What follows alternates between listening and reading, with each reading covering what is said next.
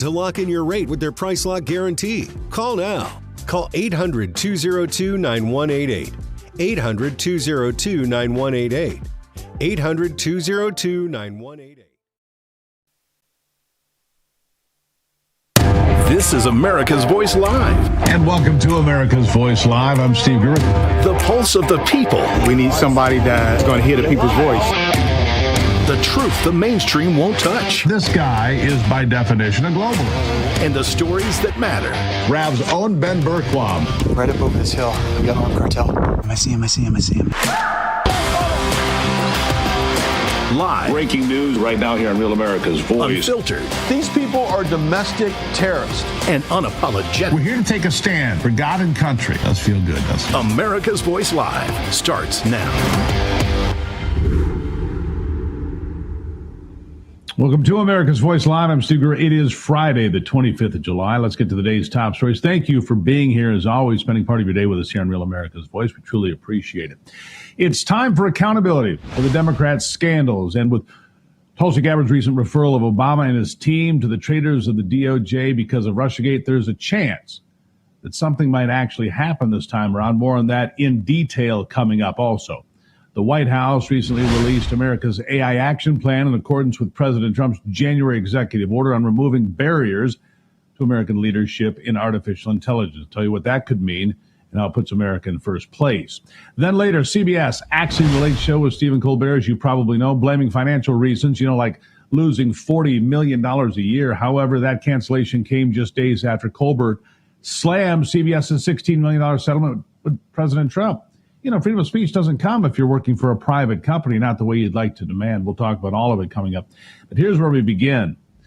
We're living through some of the most extraordinary times this country may have ever known, with one administration apparently trying to destroy the next by creating false intel reports and forcing everyone to get on board.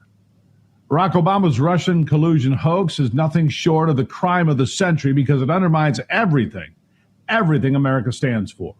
From freedom and liberty to justice for all. No justice in this. And speaking of justice, Secretary Tulsi Gabbard has referred Obama himself, along with Comey, Clapper, and a host of others, to the Department of Justice for this treasonous act against the American people and against the President of the United States. So what are the legal ramifications really? And what are the next steps in the process? Here with me now to discuss this and the Russia collusion hoax from a legal perspective is Senior Legal Fellow at the Heritage Foundation, Hans von Spakovsky, as well as the host of the What's Right Show and legal expert of 30 years, Sam Mirajowski. Hans, let me start with you. It's been an extraordinary week, to say the least.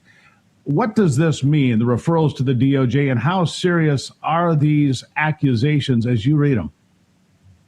Well, I think they are pretty serious because they basically created false evidence in these intelligence reports, which then led to a federal investigation. So there's a potential charge here, frankly, under the same statute that Jack Smith tried to use against Donald Trump, which is interfering with, obstructing an official proceeding. And that, the Supreme Court has said, that includes altering government documents, particularly if you're creating false evidence. There's also potential perjury charges against folks like Brennan and Clapper, who, testified before Congress under oath and denied that any of this had happened. The biggest problem DOJ faces, there's two of them.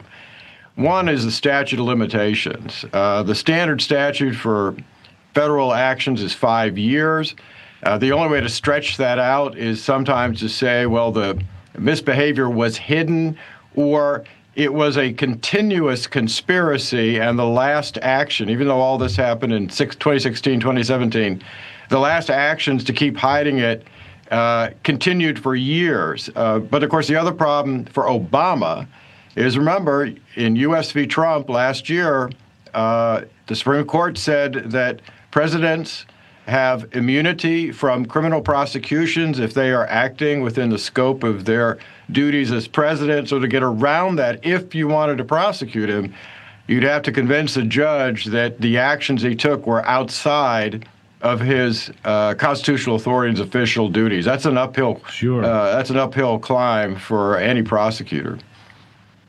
Well, here we stand this many years later. It was an ongoing conspiracy. That's why the federal strike force, That's why this is being treated like organized crime or a drug cartel, the way I see it, Sam. And the reason for that, some would argue that up to and including things like the raid on Mar-a-Lago were all part of this ongoing conspiracy to knock down then the former president of the United States. But it was an ongoing attack on Donald Trump. It began in 2016, December 9th of that year, and it's persisted, some would argue, to this day.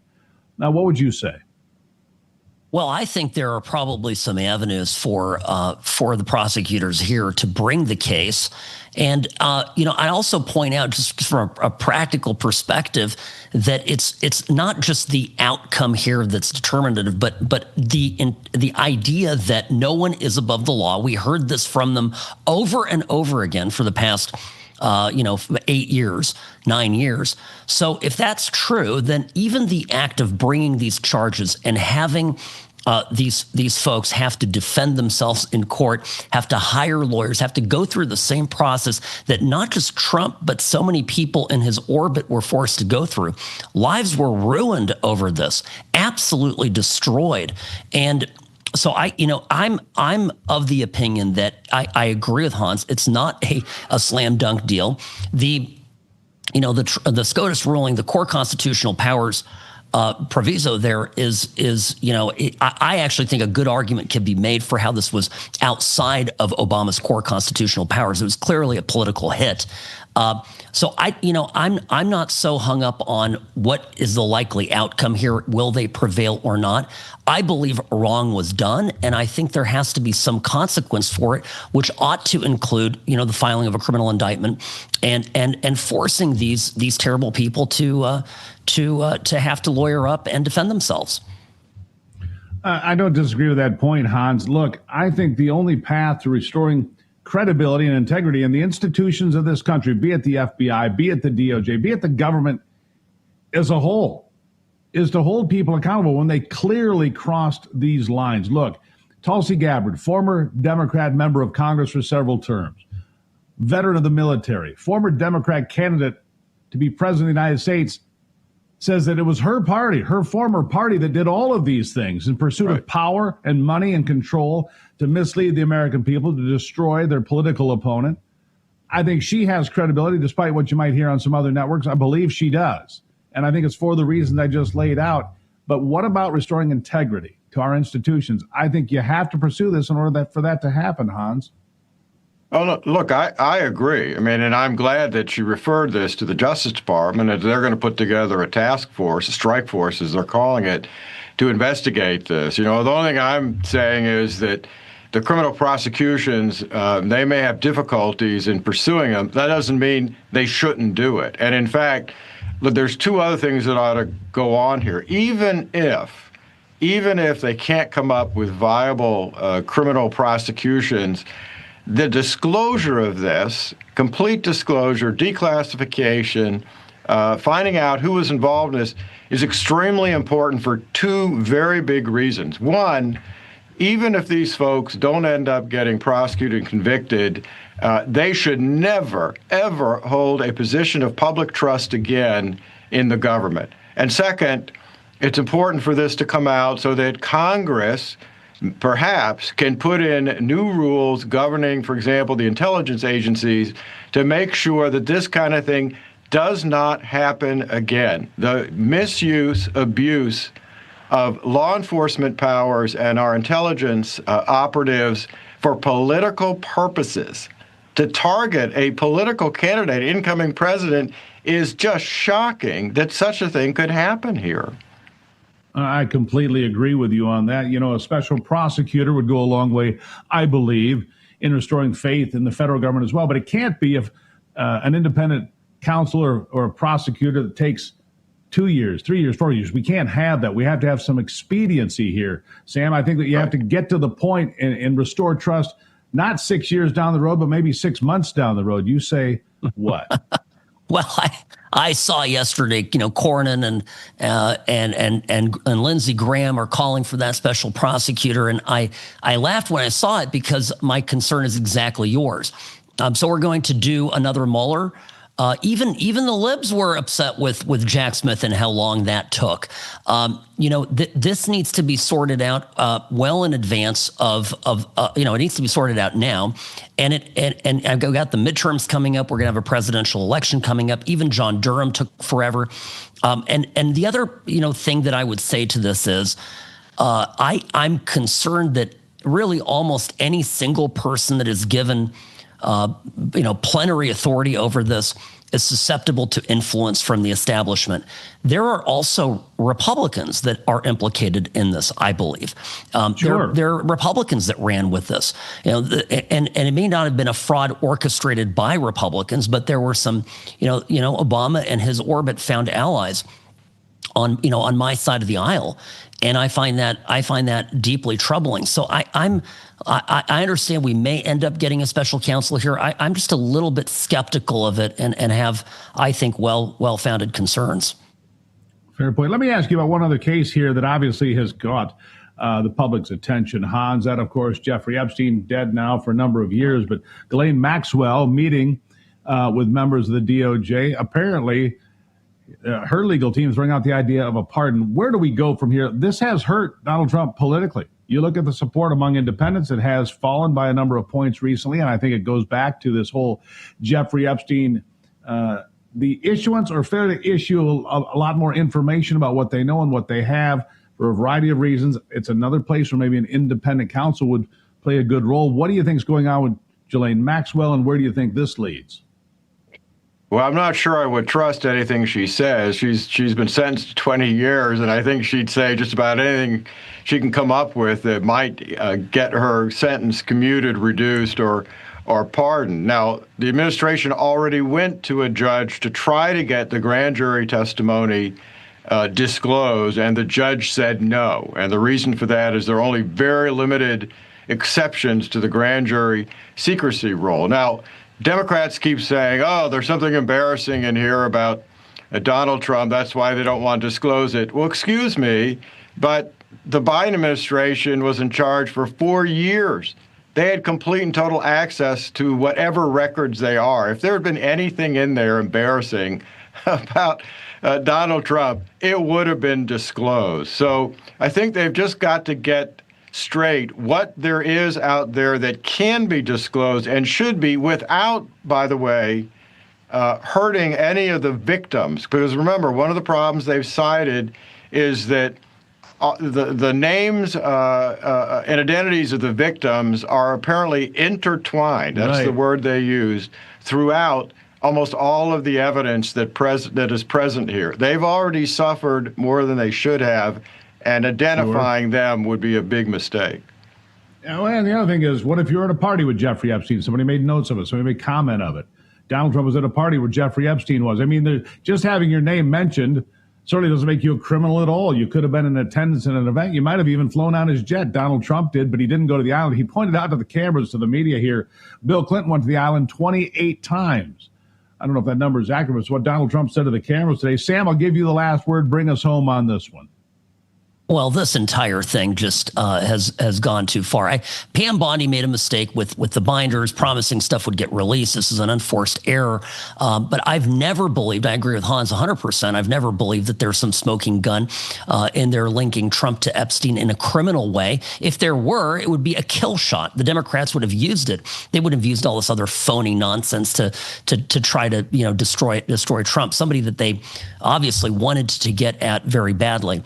So this whole thing, I think at this point, I like that they finally went to the courts and put the ball in the courts, a court, and said, hey, you guys release this, and if you don't, you don't. And it's just, to me, I think this has been handled poorly, and with time, I hope it goes away. Well, we'll see. It isn't going away today, and probably not for some time ahead, and not the other investigations either, as we watch what happened with Barack Obama's orchestrating this, I think it was a coup against this country. Gentlemen, thank you for being here. Greatly appreciate your expertise and input. Thanks for having us. All right, still to come. After the break, it's time for accountability for the Democrats' scandals, and with Tulsi Gabbard's recent referral of Obama and his team, it's time that we look deeper into it. We'll have more details coming up next.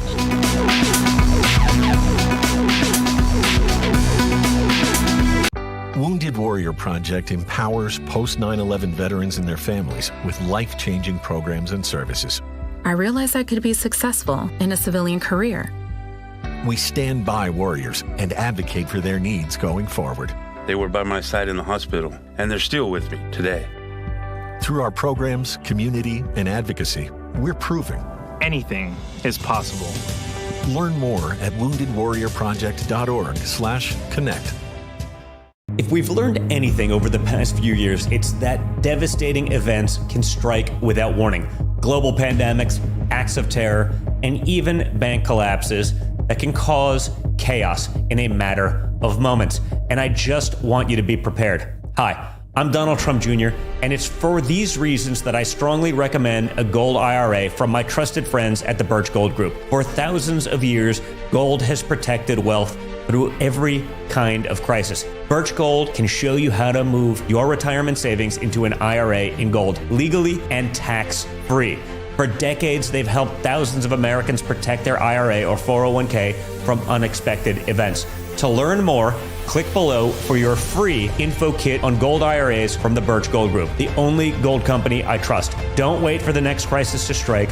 Take action now to protect your family's financial future. Click below for your free info kit on gold IRAs from the Birch Gold Group. There's nothing worse than losing your dog before their time. That's why I created Dr. Marty Nature's Blend, designed to help dogs with everything from digestive issues to itching, even moving better. Nature's Blend works because it's freeze-dried. So instead of destroying the nutrients with high heat, they all get right into your dog's body. Take it from a veterinarian with over 50 years of experience saving dogs' lives. I have never seen a food make this much impact on a dog's health. For a limited time, get up to 54% off Dr. Marty Nature's Blend, plus a free gift with our special TV offer. Call or go to drmartypets.com/TV. Oof, this is kind of embarrassing. I'm Ashley here at 4 Patriots Warehouse, and we're completely overstocked. Last year, our 4-week survival kit flew off the shelves. So we told our team, make more. And wow, did they deliver. But thanks to supply chain delays, everything showed up at once. Now we're out of space and doing something we've never done before. Buy one 4-week kit, get one absolutely free. They last 25 years, taste great, and are hand-packed right here in the USA. Go to 4patriots.com. This deal won't last long. All right, you're seeing a live shot right now. We've got a live shot of Turnberry, Scotland, Air Force One inbound. Look at the crowds there. Put that back up again. Remarkable. The people standing there waiting to see the President of the United States land in Scotland. Pretty remarkable view right there for the folks just wanting to wave at Air Force One. I know that feeling. All right, we'll keep it. Before, and I'll say it again, we're living in some of the most extraordinary times this country may have ever seen. From Barack Obama's alleged Russian collusion hoax to Joe Biden's auto pen scandal, and yes, of course, the Epstein documents in which a liberal judge just blocked the Trump administration from releasing. Remarkable because it seems Donald Trump is losing some political capital because it's not being released, and then a liberal judge blocks it from happening, and of course, low information voters have no idea. With all of this in mind, it's easy to see why the Democrats are losing credibility, what little they have left. And as President Trump said, it's time to start going after people. It's time to hold people accountable. I agree, for trying to undermine this great nation. Here to discuss it even further, retired U.S. Air Force Colonel and host of the Rob Maness Show, Rob Maness. Rob, nice to see you on a Friday. Thank you for being here. Look, to me, and I've made this crystal clear for the viewers here and on my morning program here on Real America's Voice, I believe this is the most significant scandal in American history. I don't think there's anything that compares to it. Going behind closed doors in the Situation Room on the 9th of December to rewrite history, to change the intelligence reports to fit the narrative that you want so you can go after your political opponent and try to destroy them in a soft coup. It's what happened. It's what the documents support. Anybody that goes after Tulsi Gabbard or tries to downplay this, I think is doing so. It's just more dishonesty for those that do that. What say you, sir? Oh, I agree with you, except I'll go even further. It's more than a scandal, Steve. This is sedition and seditious conspiracy at a minimum. This treachery is greater than anything this country has ever seen before, and that includes the time leading up to the Civil War. Look, Jefferson Davis from Mississippi, when he was a senator, said, I'm not going to stop President Lincoln from getting in office. I'm not going to do anything to obstruct him from the Senate. I've sworn loyalty to this government. Even he did not say that he would try to tear or act like he was going to try to tear down the U.S. government. So Barack Obama, the leader of this conspiracy and the director of this conspiracy, has to be held accountable. And I know the president has said maybe the immunity thing will protect him a little bit, but I don't think there's any immunity for an official act that is traitorous, that tries to stop an incoming duly elected president, and then after that continues to try to destroy his government that he establishes under the Constitution of the United States. I don't think those actions are immune, and certainly for those under him with Clapper and Brennan and Comey and all of that cabal, they're not immune to anything, and they have to be held accountable. And on the left, but January 6th, look, we all know January 6th now was peppered with informants and agitators intentionally. I'm sorry, I don't buy into that approach either. So let's talk about that, Rob. I think you're right. This conspiracy, and that's why they're looking at it with this federal strike force, went on from at least the 9th of December, 2016 to today. I don't think it's over today, Rob. Am I wrong? No, you're absolutely right. It's not over today. There are those inside the United States government, Steve, that are part of this conspiracy. Just yesterday, Pete Hegseth was attacked from inside the Pentagon through anonymous letters from people inside the Pentagon. That is part of this grand conspiracy to try to obstruct and prevent this president, who is duly elected for a second time, this time overwhelmingly by the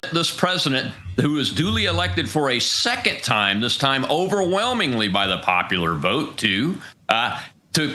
from putting together a government that will fulfill the policies that the American people voted for. And I think that's the worst part. And that's what the American people expect to happen, is to fix that problem with the unelected bureaucracy and those actors inside that bureaucracy that are not fulfilling their oaths of office to the Constitution of the United States and to support and be loyal to this government that is being established by Donald J. Trump, the 47th president of the United States. That's why what Barack Obama did in December of 2016 to stop that presidential daily 4 months prior to that by the intelligence community, to stop it and then direct his people inside the Situation Room, bring all of his highly classified players in and say, we need an intelligence community assessment that says Russia interfered with this election. And, oh, by the way, that they preferred Donald Trump, which is a complete crafting of a lie. A complete lie. It's remarkable, when I saw that Rob. ICA in January 2017 and read through it as somebody that had read many of them and helped write many of them, I spotted the falsehoods right away, and shame on these people for destroying our institutions. What's remarkable is it wasn't just the intelligence community saying that Russia didn't have the capability or the ability to hack the elections.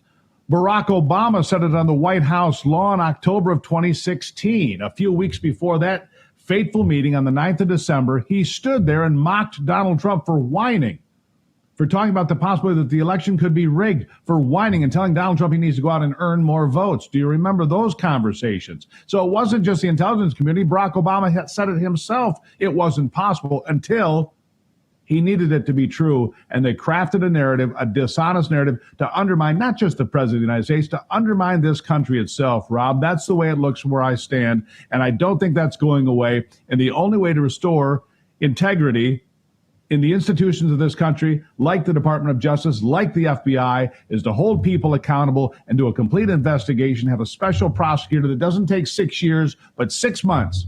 Get to the facts, get to the grand jury, get the job done. I'll give you the last word. Oh, you're absolutely right. And I would just add to that, to remove any government employee that had any touch with this coup attempt and this seditious conspiracy, because anybody that touched it and didn't blow the whistle on it is suspect and cannot be trusted to fulfill their oaths. There are thousands and thousands of Americans waiting to take those jobs that will be loyal to the Constitution and the policies that we all voted for, and we can reestablish trust in these institutions if we can get that job done. We need to get that job done. It is imperative. Rob Maness, always appreciate seeing you, sir. Have a great weekend. I'm sure this will be back on the radar starting next week as well, sir. Thank you. Thank you. All right. Up later, Earlier this week, President Trump signed off on America's AI action plan. You may remember that. Set to put America at the helm of artificial intelligence. I'll dive into that next on AVL, and we'll also keep an eye on Turnberry, Scotland, where Air Force One is on its way in with the president. The crowds are there. They're packed. They want to see it, and why wouldn't they? God bless America. Hello, friends. Pat Boone here with a message from the past. Imagine the shock of reading tomorrow's newspaper and discovering the price of gold has doubled to over $1,000 an ounce. Sound impossible? Well, it's not. That's right. Back in 2006, my friends at Swiss America forecast gold prices would top $1,000 an ounce, and they were right. Today, several financial firms are forecasting $3,000 gold. Now, for over 40 years, Swiss America has helped folks like you and me purchase precious metals for home delivery and for our IRAs. So don't miss this opportunity again. Call or text Swiss America at the number on your screen now to receive your free portfolio review and a copy of The Timeless Truth About Gold and Silver. Learn for yourself how easy it is to safeguard your money. Call or text Swiss America today. Thinking about Medicare? Think AMAC. Medicare can be complicated, but AMAC makes it simple. Our licensed agents provide free, unbiased guidance to help you find the plan that best suits your needs. But that's not all AMAC has to offer. AMAC is America's leading conservative advocacy and benefits organization, guided by the principles of faith, family, and freedom. So when it comes to Medicare and so much more, think AMAC. Being single for years, what would it do to you? Would it make you sad? Would it make you lose hope? Would it make you feel disconnected? I wouldn't know, because I'm using datemyage.com. Grab your phone or laptop. Go to Date My Age. Get started for free. Join datemyage.com today. Tired of the hassle and high costs of selling a home? We can help. At Ideal Agent, we'll connect you with a top local agent that'll sell your home fast for top dollar, and all this for as low as a 2% commission. We got the top dollar for our house and the lowest commission that I could have imagined. The house sold in 2 days. It was so exciting for us. Ideal Agent is available nationwide. There's no obligation, and best of all, our service is completely free. Call today or visit idealagent.com.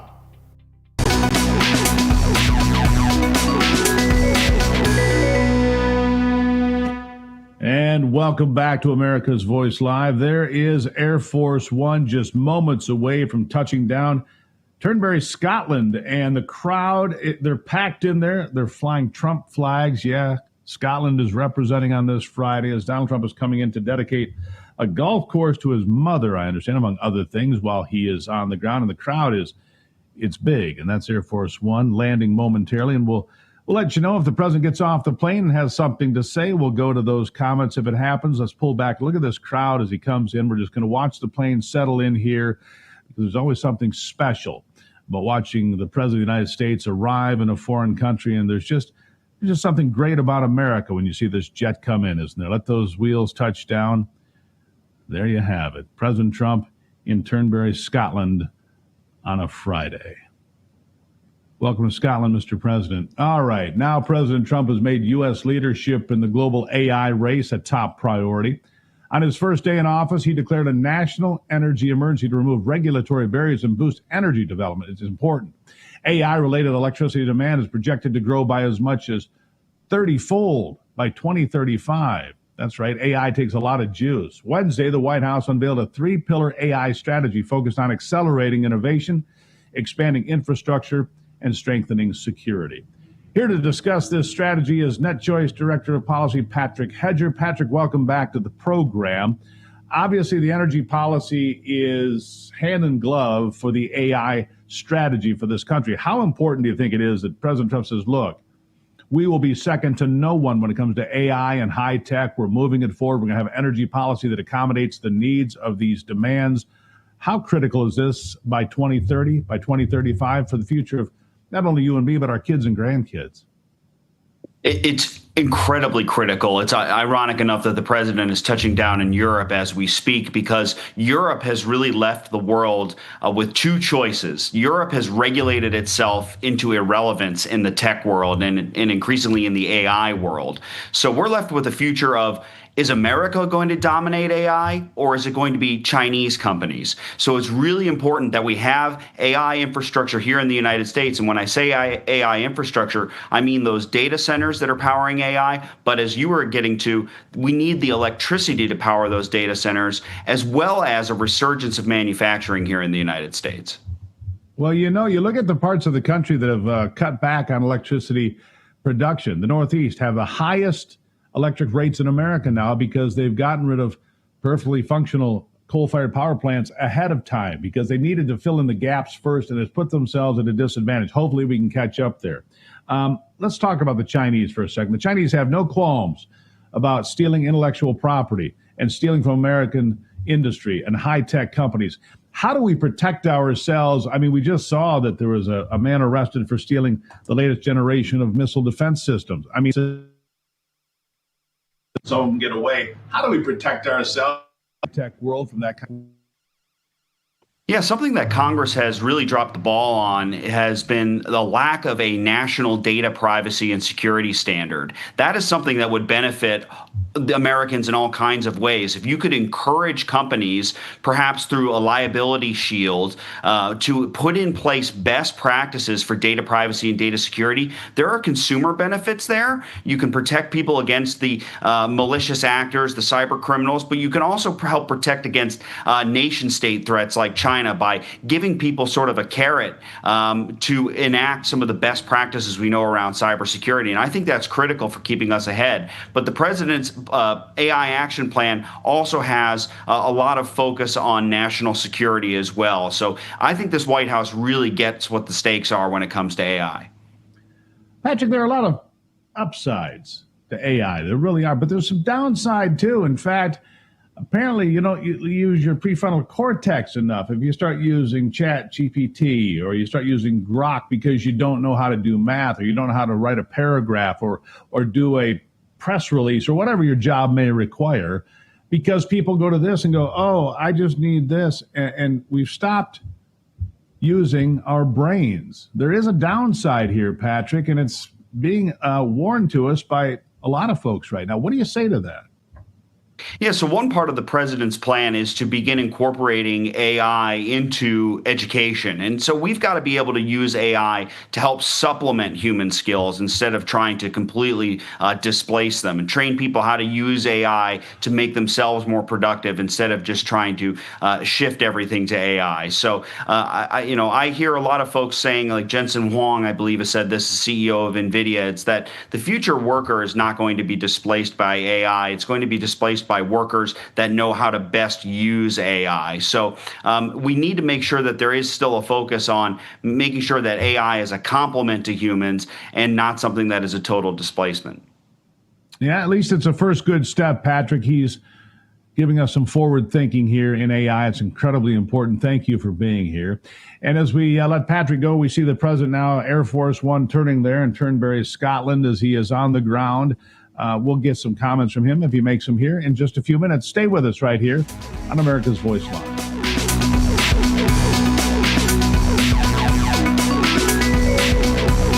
Some people are worried that they won't be able to get food, whether it's because of food shortages or rising prices or, God forbid, even a disaster. But right now, check this out. This tote, it's got breakfast, lunch, dinner, and even enough for snacks for up to 4 weeks, guys. And right now, when you order one of these 4-week food survival kits, you get the second kit absolutely free. Now, you see that little square on your screen? That's called a QR code. And here's how to use it. Pick up your smartphone. Now, just open up the camera app like you're gonna take a picture. Hold it up so that the camera can see the QR code on the screen. You see that? The link popped up right there. Now go ahead, you tap that. That link's gonna take you to this deal right now. Now see, these kits can last up to 25 years. They taste great, and they ship for free. This is your food security plan. And right now, it's buy one, get one free. So that means it's double your value. But that's only if you scan the code before the deal ends. So go ahead, scan the code to buy a 1 4-week food kit, and you'll get that second one absolutely free.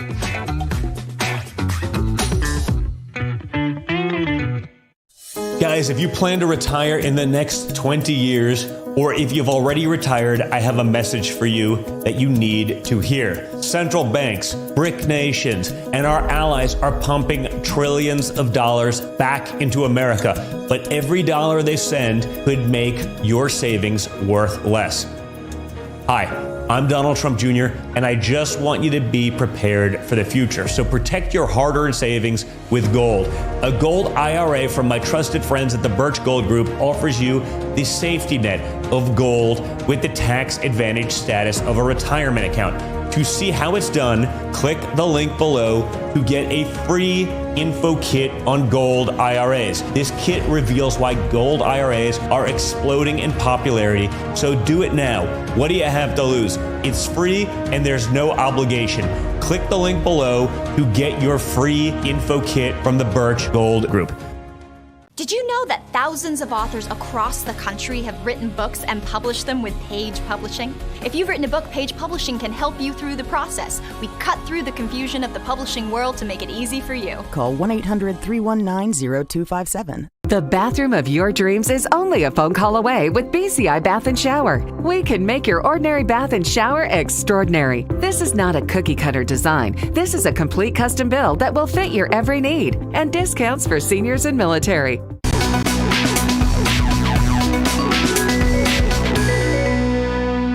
And there is one big, beautiful airplane, Air Force One, on the ground in Turnberry, Scotland. The door not open yet, but Donald Trump on the ground there.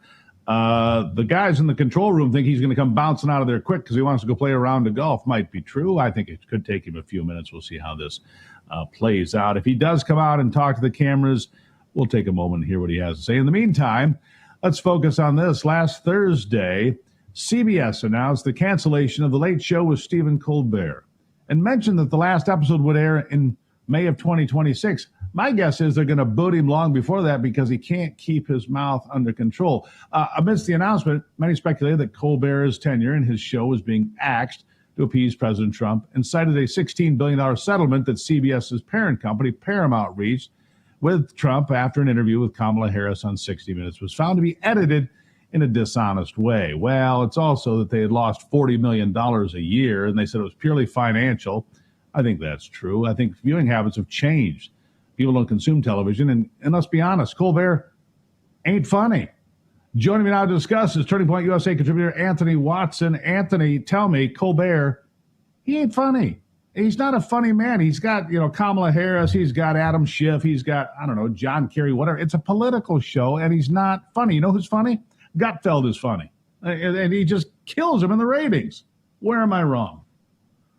Well, you're not wrong at all. But I mean, the story of the matter is this. You can only spread lies and misinformation for so long before it comes to bite you in the rear end. Stephen Colbert's always been a puppet for propaganda ever since he got his late night TV show host, which goes to show everybody else who's puppets and, pawns in this big scheme of misinformation are the people that have big payouts really fast, but then have inevitable crashes that kill their careers in the end. Look at what happened to Kathy Griffin when she held up the fake beheaded head of President Trump. Then other places, even shows like The View are now going on a filming hiatus. And it's not because the shows are terrible. It's because the people who they have running them don't have any common sense. So you can only walk around and be an idiot for so long before it comes to bite you in the rear end. And now you actually have to pay the repercussions and take account for the things that you've done to actually put your career in the gutter. How much money do you think The View loses? Well, they've got 26 different, rotating hostesses out there that all spew hatred for Donald Trump and whatever it is they do, and basically hatred for half of America. That was Colbert's problem, and he's not the only one, of course. It's all of them on late night TV. Do you think that a late night television show can thrive? I mean, I mentioned Gutfeld because he does pretty well. But what do you think? Is America changed to the point where those shows have expired, they don't matter anymore? Or is it just the people that are on there that are just lousy? A little bit of both. I would say the shows and the culture of comedy has now shifted to where people can't make money off of it anymore because everything is so politically correct. Now comics used to go out on stage and TV show hosts like Jay Leno, Jimmy Kimmel, and the Stephen Colbert Report and every other late night show host that had comedy wrapped into it. But because you now have to set up a joke with a preface and then an explanation and then everything else, people are already unattached and nothing's as funny anymore because everyone's always trying to be sensitive and not offend anybody.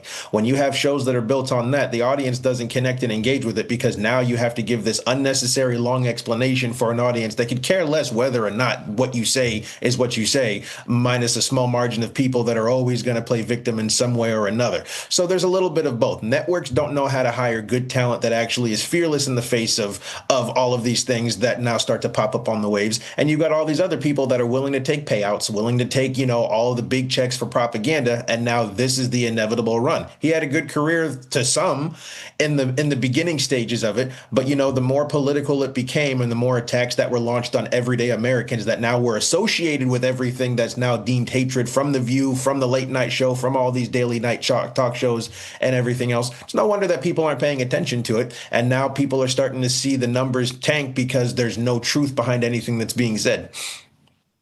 Yeah, I agree with everything you said. And I sit here and I think about the great comedians that didn't care. Sam Kinison, Richard Pryor, George Carlin. They didn't care who they offended. Look, Chappelle, he offends me sometimes. You know what I do? I laugh. I mean, he takes me right out and punches me right in the face, comedically speaking, and that's okay. You're supposed to make fun of people. That's the job, isn't it? Yeah. As a comedian, your job is to take situations that a lot of people have deemed harmful and dangerous and show the comedy in it.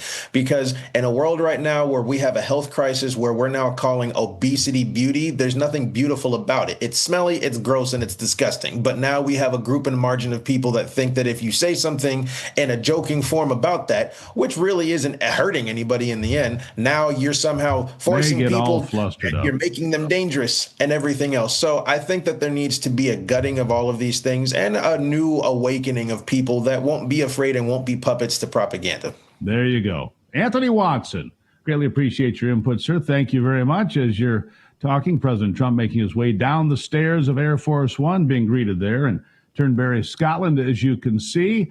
And pose for a couple of pictures, probably. I don't know if he's going to make his way over the cameras, but he might. In fact, he's walking this way. We're just going to hang with it for a second and see if he comes over and addresses the cameras. It appears that he could. The press is right here. Let's see what he says. Our ambassador to Scotland, and it's great to be in Scotland. We are going to be meeting with the Prime Minister, I guess tomorrow, a little bit tomorrow and the next day. And we're going to do some great things. Do you have any questions?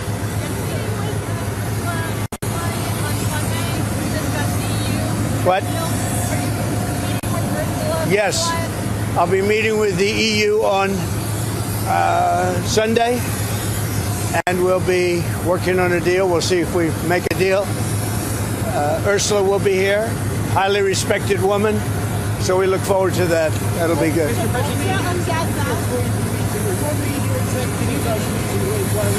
We'll have numerous executives that we're meeting with. We're going to be meeting with a lot of people. A lot of people will be staying at Turnberry, and then we're going to Aberdeen, which is the oil capital of Europe, actually. Mr. President, can you explain what is missing in the UK deal that you have to work out? Nothing.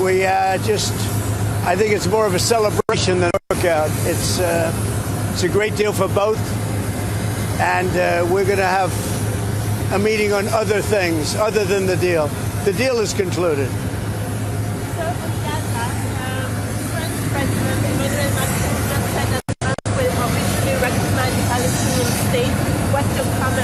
Well, that's what he does. I mean, that's fine if he does that. That's up to him. It's not up to me. I'm with the United States. I'm not with France. And the humanitarian situation in Gaza, we hear very dire warnings about. I think it's terrible what happened with Hamas. They tapped everybody along, and we'll see what happens. We'll see what response Israel has to that. But it's getting to be that time. Are you concerned about the end? There's a 50-50 chance of a deal. What is left to work out? What are the final sticking points? I don't know. With the European Union, I think we have a good 50-50 chance. That's a lot. What are the sticking points? Well, I don't want to tell you what the sticking points are, but the sticking points are having to do with maybe 20 different things. You don't want to listen to all of them. Yes. What advice are you going to have for our Prime Minister about free speech? Very important to people here. Well, it is, but I like your Prime Minister. He's slightly more liberal than I am, as you've probably heard. But he's a good man. He got a trade deal done. And, they've been working on this deal for 12 years. He got it done. It's a good deal. It's a good deal for the UK. So, no, I'll be seeing him tomorrow, I guess, tomorrow evening. And this is our wonderful ambassador, as you know. He's doing a good job. He's a very, very successful man. He'll be doing a good job. The Royal and Ancient says you're going to have to improve infrastructure at Turnberry to bring the Open back. Is that something you're going to I don't know. The best course anywhere in the world is Turnberry. The players all want to be at Turnberry. Everybody wants to be at Turnberry, so we'll see how that works out. The infrastructure needs to be I think the infrastructure in the course is good. In fact, the Royal and Ancient, I don't know if you're aware of this, they spent a lot of money, hundreds of thousands of dollars, or probably into the millions of dollars, and they've laid all the wire for television and for electricity under the halls of Turnberry, so that when the Open gets there, they have it all done. They paid for that. But we're talking about roads and railway stations. I don't know. See, I don't know what you can do. All I can tell you is that it would be the best place anywhere in your country to have. There's no place like it. There's no place like Turnberry. It's the best, probably the best course in the world. And I would say Aberdeen is right up there also. Aberdeen's great. And while we're here, I'll be with my son, and he's going to cut a ribbon for the second course at Aberdeen, which is just about equal to the first. I mean, it's going to be a battle. It's, as you know, they're very highly rated. And the second course is great. Sean Connery helped get me the permits. If it weren't for Sean Connery, we wouldn't have those great courses.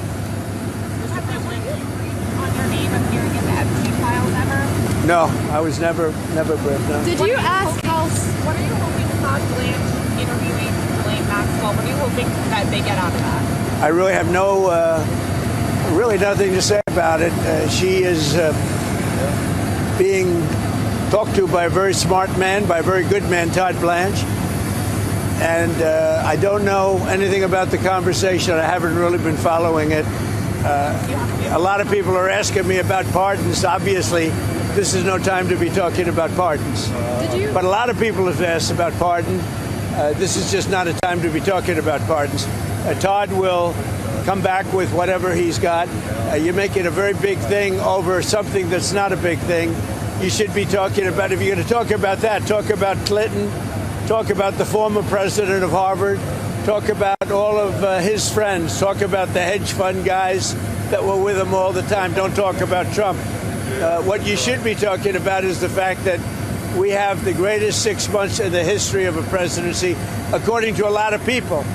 And we had an amazing 6 months. And this is sort of an example of it. Now we're meeting with the European Union, we're also meeting with, as you know, the head of UK, Prime Minister, and I look forward to that. But we're meeting, in terms of a deal, we're meeting with the European Union, and that would be actually the biggest deal of them all if we make it. Did you ask House Republican leaders to not vote on the resolution about releasing the files? I was never involved in that. I'm focused on making deals. I'm not focused on conspiracy theories that you are. I mean, I watch you people. It's so sad. You ought to talk about the success of our country instead of this nonsense you talk about over and over again. You've done an amazing job on illegal migration in America. I have. People here are very worried about the situation. Record numbers. Well, I say two things to Europe. Stop the windmills. You're ruining your countries. I really mean it. It's so sad. You fly over and you see these windmills all over the place, ruining your beautiful fields and valleys and killing your birds, and if they're stuck in the ocean, ruining your oceans. Stop the windmills. And there's a couple of things I could say, but on immigration, you better get your act together. You're not going to have Europe anymore. You got to get your act together. And we, as you know, last month we had nobody entering our country. Nobody. Shut it down. And we took out a lot of bad people that got there with Biden. Biden was a total stiff. And what he allowed to happen, but you're allowing it to happen to your countries. And you got to stop this horrible invasion that's happening to Europe. Many countries in Europe. Some people, some leaders have not let it happen. And they're not getting the proper credit they should. I could name them to you right now, but I'm not going to embarrass the other ones. But stop. This immigration is killing Europe. And the other thing, stop the windmills, killing the beauty of your countries. Thank you very much, everybody.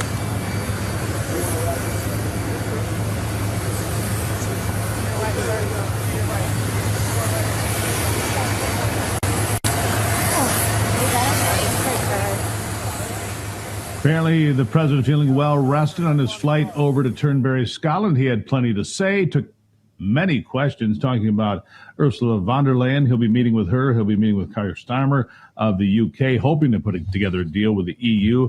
The UK deal already in place. He'll be spending time not only in Turnberry, but in Aberdeen, two of his favorite courses. So I'd expect he probably plays a round of golf while he's there, but some big deals on the table as well as far as trying to head off the tariffs. We're not, they are, and Donald Trump seems to have all the cards to make that happen. He also warned Europe, get rid of the windmills, get rid of the mass immigration, save yourselves before it's too late. I think that was the takeaway. We'll have more on that coming up. But if you're stressed about back taxes, maybe you missed the April deadline or your books are a mess, don't wait. The IRS cracking down. Penalties add up fast, 5% per month, up to 25% not for filing. But there's help. Tax Network USA can take the burden off your shoulders and stop the spiral before it gets worse. They've helped thousands of Americans like you, whether you're an employee, a small business owner, or haven't filed in years and have messy books. It's okay. No problem. They've seen it all and know exactly how to clean it up. With direct access to powerful IRS programs and expert negotiators on your side, Tax Network USA knows how to win. You'll get a free consultation, and if you qualify, they may even be able to reduce or eliminate what you owe. More importantly, they'll help protect you from wage garnishments or bank levies. So don't wait for the next IRS letter. Call 800-905-8000 or visit tnusa.com/RAB to talk to a real expert at Tax Network USA. Take the pressure off. Let Tax Network USA handle your tax issues.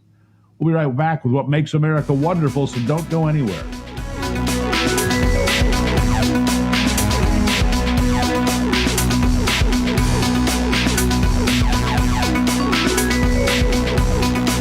Thinking about long-term care? Think AMAC. Rosemark Advisors, the financial division of AMAC, specializes in alternative solutions for long-term care planning. We help AMAC members prepare for future healthcare needs without compromising their retirement goals or financial security. But that's not all AMAC has to offer. AMAC is America's leading conservative advocacy and benefits organization. So when it comes to long-term care and so much more, think AMAC.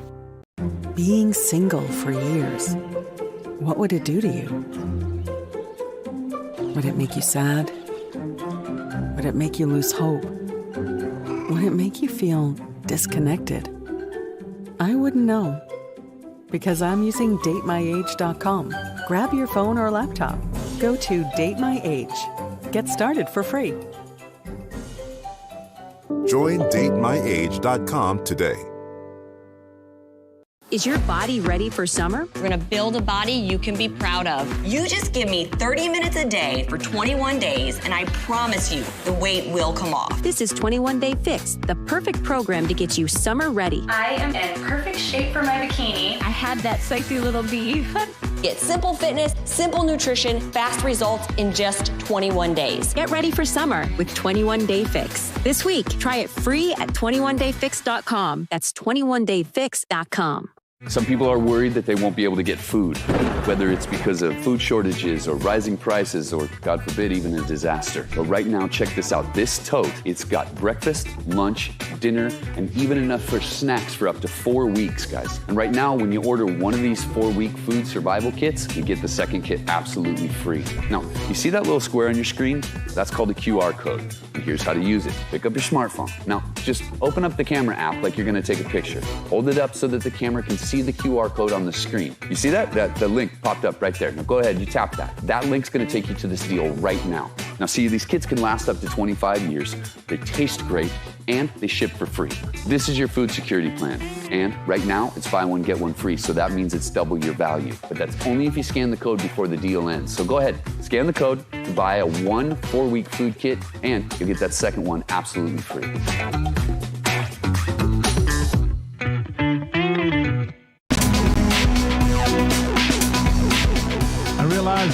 choices when it comes to who you choose for your cell phone service, and there are new ones popping up all the time. Here's the truth. There's only one that boldly stands in the gap for every American that believes that freedom is worth fighting for, and that's Patriot Mobile. For more than 12 years, Patriot Mobile has been on the front lines fighting for our God-given rights and freedoms while also providing exceptional nationwide cell phone service with access to all three of the main networks. Don't just take my word for it. Ask the hundreds of thousands of Americans who've made the switch and are now supporting causes they believe in simply by joining Patriot Mobile. Switching is easier than ever. Activate in minutes from the comfort of your own home. Keep your number, keep your phone, or upgrade if you need to. Patriot Mobile's all U.S.-based support team standing by to take care of you right now. Call 972-PATRIOT or go to patriotmobile.com/RAV. Use the promo code RAV for a free month of service right now. patriotmobile.com/RAV or call 972-PATRIOT. Make the switch today. All right, how about what makes America wonderful before we go for the weekend? Good idea. We do it every day to try to put a smile on your face. Here it is. Today's story comes to us from Enkenny, Iowa, where a baby with 0 odds to live just celebrated his first birthday. 0. Randall and Molly Keene were ecstatic to know that a little bundle of joy would come into their lives, but whether it was bad luck or fate just being cruel, their baby was born just 21 weeks into gestation. 21 weeks. Doctors gave Josh and Molly a grim outlook for their baby, Nash, due to being born so prematurely. 21 weeks. At birth, Nash weighed in at 285 grams, or about 10 ounces. Not even a pound, not even close. Less than a grapefruit. Measured 9.5 inches long and was recognized by the Guinness Book of World Records as the most premature baby ever. After delivering Nash, the doctors at the Enkenny Hospital were quick to start resuscitation in an effort to save and recover the baby, and noted that cases like these require highly specialized professionals who have to constantly monitor the baby, as every hour can make a significant difference. Thankfully, these efforts paid off, and Nash, who his parents affectionately call Nash Potato, celebrated 1 year. This world is one of the most beautiful things to behold, but preserving one in the face of insurmountable odds like Nash is an even greater thing that reminds us of what makes America wonderful. That should put a smile on your face for the rest of the weekend, my friends. Think about that. 21 weeks, 10 ounces. God bless America. We have some great people here. We sure did have a busy week together, didn't we? We sure did. I'll look for you on Monday morning as I kick off the broadcast day here on Real America's Voice, 6 a.m. every day, Monday through Friday. The Steve Gruber Show. You can catch it here. Follow me on social media, on X and Facebook, Truth, and, of course, Getter as well. We love all you folks, and we're making you move it here. So join it and be part of it. Have a great weekend. We'll see you back here for America's Voice Live on Monday as well. Until then. Friend, do you remember when it felt good to withdraw your cash from the bank to expand a business, go on vacation, or buy a new car? Well, today, withdrawing your own cash has become a very risky business, according to The Secret War, a shocking new research report. I just read it. And folks, I was amazed to learn why banks are now required to spy on us for the government and then report any suspicious or unusual behavior. I suggest you get The Secret War free. Just call the number on the screen, no charge, from the folks at Swiss America. And get this, did you know simply spending cash today may be enough to have you branded as a potential criminal? That's right. The new war on cash is really a war against all freedom-loving Americans. The Secret War is yours free, so call the number on the screen and you can tell them Pat Boone gave you the number. The system is outdated and archaic and vulnerable to title fraud, a growing scam the FBI now calls house stealing. Scammers can now easily download and forge one document, apply one fake notary stamp, and then file it with the recorder. Just like that, the property has been taken out of your name. Then they borrow against your home using your equity. Find out if you're already a victim. Go to HomeTitleLock.com now. Now is the moment to put your brand in front of an engaged, loyal audience through Real America's Voice. When you advertise on Real America's Voice, you're not just running an ad, you're partnering with trusted voices like Steve Bannon, Charlie Kirk, and other influential hosts. backed by millions of monthly listeners. What's happening? Because of a real voice, man. I watch it all the time. Real America's Voice rocks.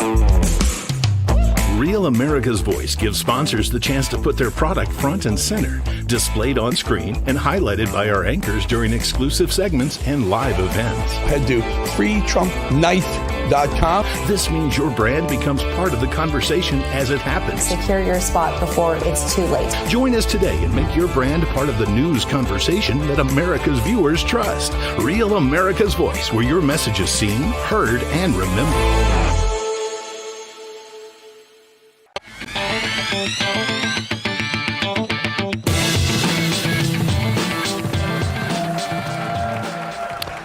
All right, take a look at that. You don't see that every day, folks. The closing bell in New York Stock Exchange. There it is. Boom, boom, boom, boom. Manchester United. The soccer team, or those lunatics in Europe call it football, but we know what real football is. Football's football. That little round ball they kick around, that's soccer. Soccer team ringing the New York Stock Exchange bell. For the markets, again, a strong day, up 200 and change, 208 in the Dow. NASDAQ up 50, strong, 25 points higher S&P. Gold dipped a little bit here, $3,340 to the ounce. Oil, good news, 88 cents lower, $65 a barrel. Again, $65 barrel of oil should be around a $3 gallon of gasoline. So if you're paying more than $3, depending on taxes and what your state is, but generally around $65 is a $3 gallon of gasoline. If you're above that, you should be expecting it to come down, or you should walk right into the gas station and say, hey, I know what you're doing here. You're gouging us. Bring those prices down. Crypto backed off a little bit over the last 24 hours, jumped back right at the last part of the trading day up to about 117,000 or so right there, 116,700. Had dipped into the 115 area for a bit. Again, very, very muted trading on Wall Street. And again, a lot of positivity about Trump's trade deals. Earnings have been very, very good. Earnings season's kicked off last week, and to this week, they've been very, very, very good, folks. Hey, did you hear the news? The View is taking the rest of the summer off. And before we go on hiatus, we only have one more show after this. I'm allowed to say that, right? Too late now. So here we said we're going on hiatus. All right. I know. Don't kill me. I know they take the summers off, but is this year different?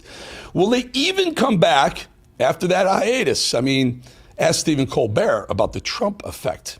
Here's what I want to do right here, right now. I want you folks watching right now to call that toll-free number, toll-free, leave a message, and let the ladies of the View know what you think about their show. Should they stay? Should they come back? We're going to try and turn some of those around and play your voicemails later in this show today. All right, the next guest, the former chief of U.S. Border Patrol and was Customs and Border Protection's acting deputy commissioner and was nominated by President Trump in 2018 to be the ICE director. He's the only person to have led both ICE and CBP for Homeland Security. Happy to have Ron Vitiello join me again. Mr. Vitiello, thank you for joining us again. Could you just weigh in on this? It really, really is important. The ambush of the CBP officers in New York by two or more, maybe, but at least two illegals with extensive criminal records. I mean, how many more times do we have to see this happen? This is on the Biden administration, yes or no, sir? 100%. No, this is what happens when the border is out of control for the entire time of the Biden administration. People with known gang ties, known criminal records come to the United States. They were released at the border because the systems were overwhelmed. And frankly, the Biden administration was encouraging this activity. Released at the border and then commit mayhem all over the United States, in New York and in Massachusetts.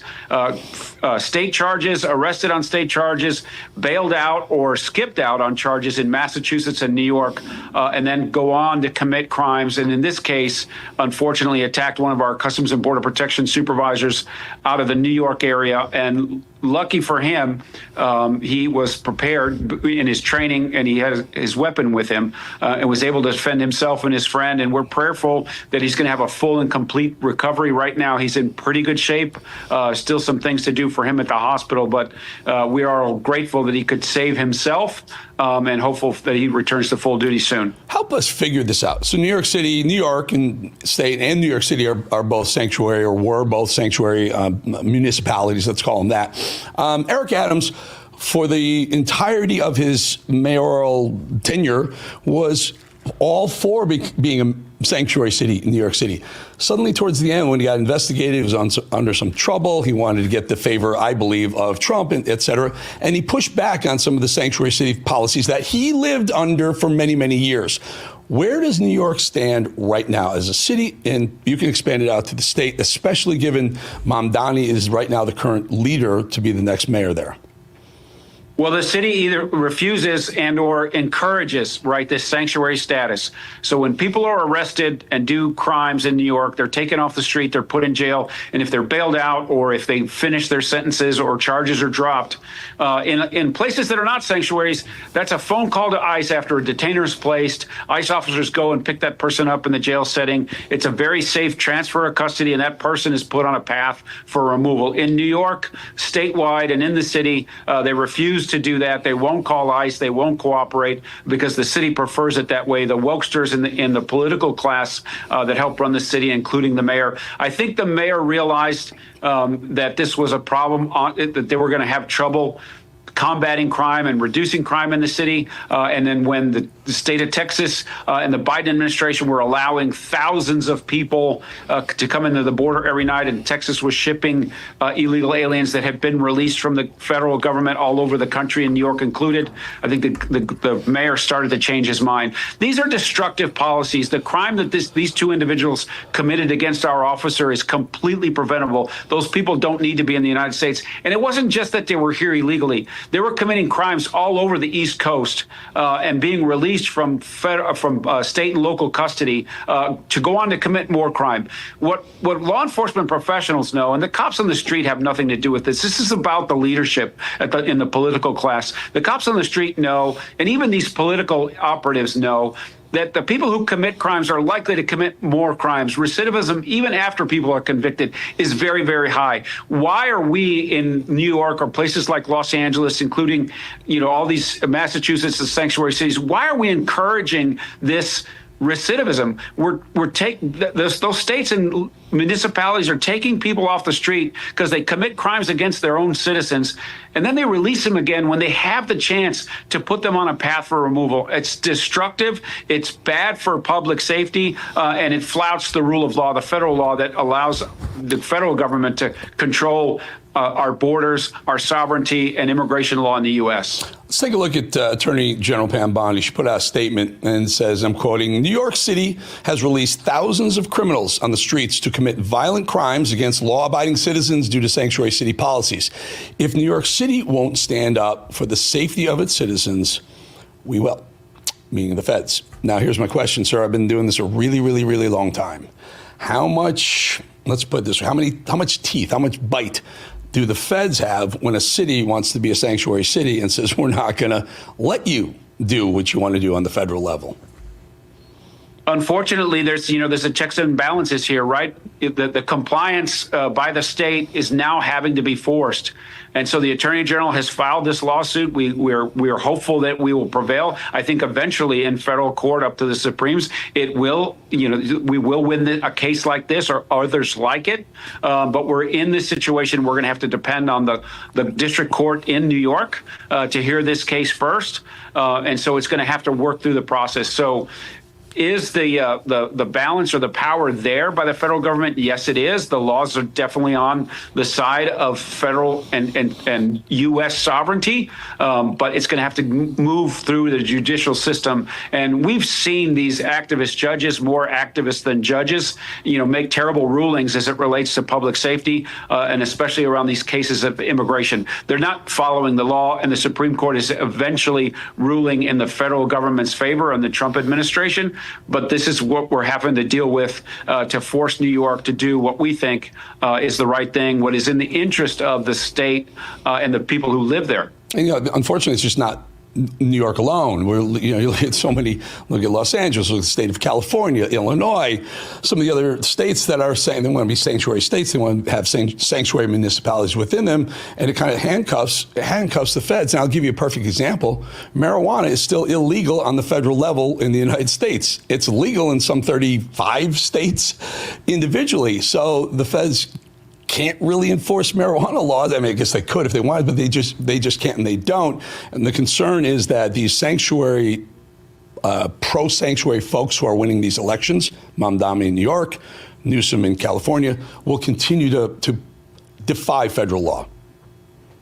That, unfortunately, is where we are. Despite the leadership shown by the president, Secretary Noem, we've really essentially locked down the border. It's slower on the border than it's ever been. It's been in my entire career. And so it's really important. If you can get people out of the country that are here illegally, it is going to be really hard for them to come back. If you cross the border right now, you're likely to be apprehended. You will most likely be prosecuted, and you will be put on a path for removal very quickly. And so controlling immigration in the United States is a benefit for the state and the city. But unfortunately, we're at the hands of these judges. And this is going to be a slower process than anybody would like to see it. But I think we're going to start to we're going to see cities and states coming around. There's a couple of jurisdictions out there that have raised their hand when the secretary offered for them to engage with ICE and make sure that we can hand people over who are either convicted or arrested and that are also in the country illegally. So I think Louisville, and there's a couple of places in California that are raising their hand as well. And so I think that tide is moving. Hopefully it happens faster than what we're seeing so far. You would be very helpful, just having this discussion, because I've been doing this for the better part of 15 years. It would be really helpful if we could get the FBI to release violent crime statistics committed by illegals. They just, for some reason, they won't break it out that way, and you have to backtrack through different municipalities to prove to the left that violent crimes are being committed at a higher rate amongst those folks that are coming over here illegally. They don't assimilate with our rules, laws in our society, and they commit violent crimes at a higher rate. But the left will tell you we're being bigoted, or we're being racist, or we're lying. Yeah, crime doesn't have a race. If you're a victim, you don't care where that person came from. But it is against, the common sense or common thinking that somebody that's in the country illegally that commits a crime in that jurisdiction, there's no reason. That's a preventable crime. If that person wasn't here, then those crimes don't occur. There are no victims in that case. And so, yeah, you're right. And I think it's probably purposeful that the apparatus doesn't allow us to know the number of people who are arrested in the United States that are also in the country illegally or out of status. And there's a history to that goes back to the Obama days. And they've tried to muddy the waters to make it look like this isn't a problem. But we know that it is. If you look at DOJ.gov on the Bureau of Prisons page, the number of people who are in federal incarceration that are born in another country is very high. It's a significant number. And if you think that through, that means if those people were removed before they committed those crimes or right after they committed their first crimes, we would all be safer. Right. Exactly right. And the alternative is right here, Alcatraz, which I believe is doing gangbusters. We're going to say thank you very much to Ron Vidiello, Customs and Border Patrol Senior Advisor. Thank you, sir. Thank you. All right, folks. If you're stressed about back taxes, maybe you missed the April 15th deadline, your books are a mess. Don't wait. The IRS is cracking down. Penalties add up fast, 5% per month, up to 25% just because you didn't file. Think about that. But there's help. Tax Network USA can help take the burden off your shoulders and stop the spiral before it gets worse. They've helped thousands of Americans, whether you're an employee, a small business owner, or you haven't filed in years. Messy books, no problem. They've seen it all and know exactly how to clean it up with direct access to powerful IRS programs and expert negotiators on your side. Tax Network USA knows how to win. You'll get a free consultation, and if you qualify, they may even be able to reduce or eliminate what you owe. More importantly, they'll help protect you from wage garnishments or bank levies. So don't wait for the next IRS letter. Call 800-905-8000, 800-905-8000, or visit tnusa.com/RAV to talk to a real tax expert at Tax Network USA. Take the pressure off. Let Tax Network USA handle your tax issues. Very quickly, before we head to break, I want to remind you about my podcast and my YouTube page, which are both updated daily. Just hit subscribe right across the bottom. We'll be back. 2.5 minutes.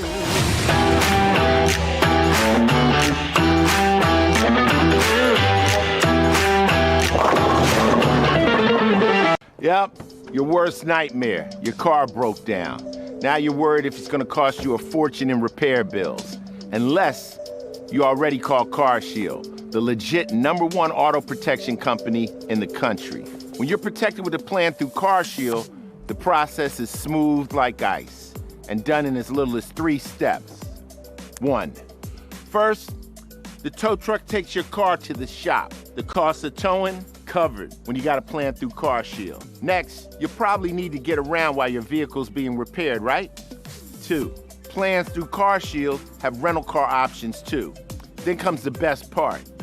3, when you pick up your vehicle, you don't have a big repair bill to worry about. CarShield administrators get your covered repairs paid directly to the shop, so you're back on the road with no worries. Call now to get an affordable plan through CarShield for your vehicle before it's too late. When you call CarShield, whether you got a small problem like a power window motor that could cost a few $100s, or a big problem like an engine or transmission that could cost you thousands of dollars, you're taken care of. CarShield is the #1 auto protection company in the country, and their administrators have paid out more than $1 billion in auto repairs. That's billion with a B. CarShield is the choice that gives you the CarShield guarantee. Your rate never goes up, and your coverage never goes down, no matter how many claims you have. Look, it's inevitable. As your car or truck ages, the parts and components are gonna fail. It's not worth the risk. Call CarShield now. Waiting until your car breaks down is too late. Call CarShield for coverage on up to 5,000 parts and get the CarShield guarantee, where your rate never goes up and your coverage never goes down, no matter how many claims you have. Call 800-653-8201. 800-653-8201. Selling your home shouldn't be expensive or stressful. At Ideal Agent, we'll connect you with a top local agent that'll sell your home fast for top dollar, and all this for as low as a 2% commission. Ideal Agent connected me with the best realtor in my market, and I saved $12,500 as a result of it, and I got more than my asking price. Ideal Agent is available nationwide, there's no obligation, and best of all, our service is completely free. Call today or visit idealagent.com. So we've seen bold moves out of Washington, D.C. since President Trump took office. Fast action, real results, but there's always one thing you can never, ever, ever outsource to any government, and it's looking out for your own financial future. If you've watched what's happening, rising inflation, out of control debt, global uncertainty, boy, is there a lot of that, you know it's time to diversify. Gold has surged nearly 50% in the past 12 months now. And central banks around the world are buying gold at record levels. Why? Well, because gold holds value when paper money simply doesn't. With Birch Gold, it's easy to convert your IRA or 401k into a gold IRA, or do what I do. I buy physical gold and I store it at home.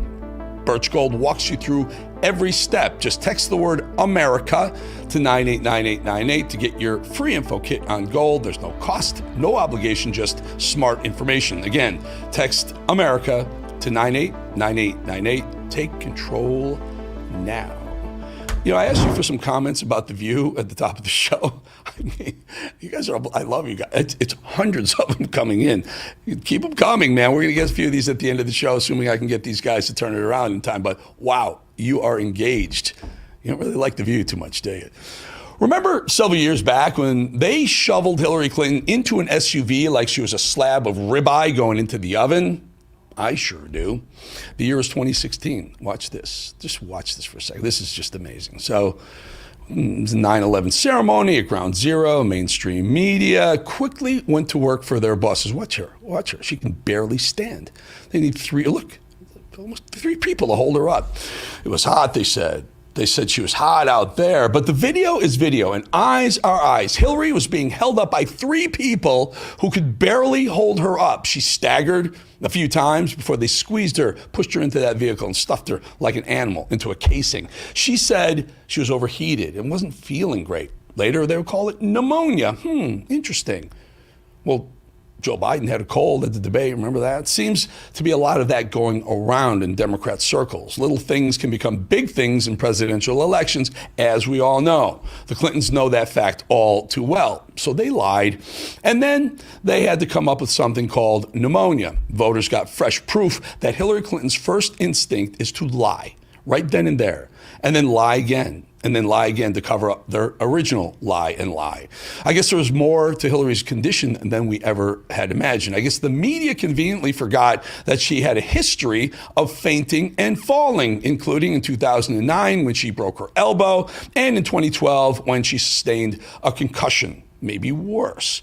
But they bought mainstream media, the bought and paid for mainstream media, I should say, didn't dig. Because, as always, they believe they, the media should pick the president and not the American people. So they withheld information. They didn't dig, or never, ever, ever tried to dig for any information about it. Right, Jake Tapper?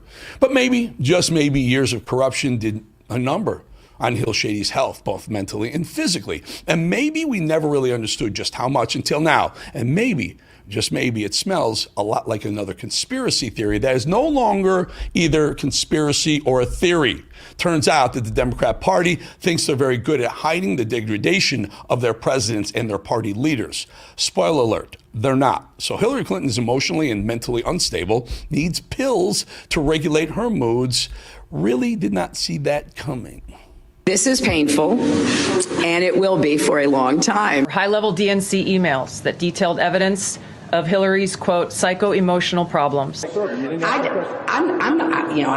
have no idea. Uncontrolled fits of anger. Mary and Joseph. Aggression. Now, having said all this, why aren't I 50 points ahead, you might ask? And cheerfulness. Senator Warren. Did you talk about vice presidential possibilities with Senator Warren? You guys have got to try the cold chai. And that then Secretary Clinton was allegedly on a daily regimen of heavy tranquilizers.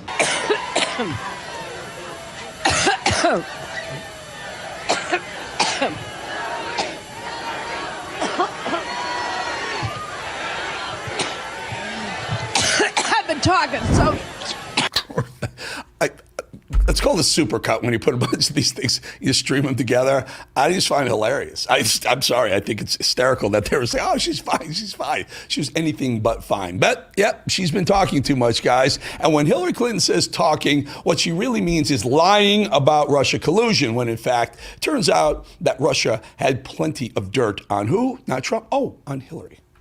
In fact, this report shows Putin held back from leaking compromising material on Hillary Clinton prior to the election, instead planning to release it after the election to weaken what Moscow viewed as an inevitable Clinton presidency. And then there were the Russians, Russian WikiLeaks, Russia, the Russians, Russian interference, and Russians, Putin, the Russians. Honestly, she should be locked up.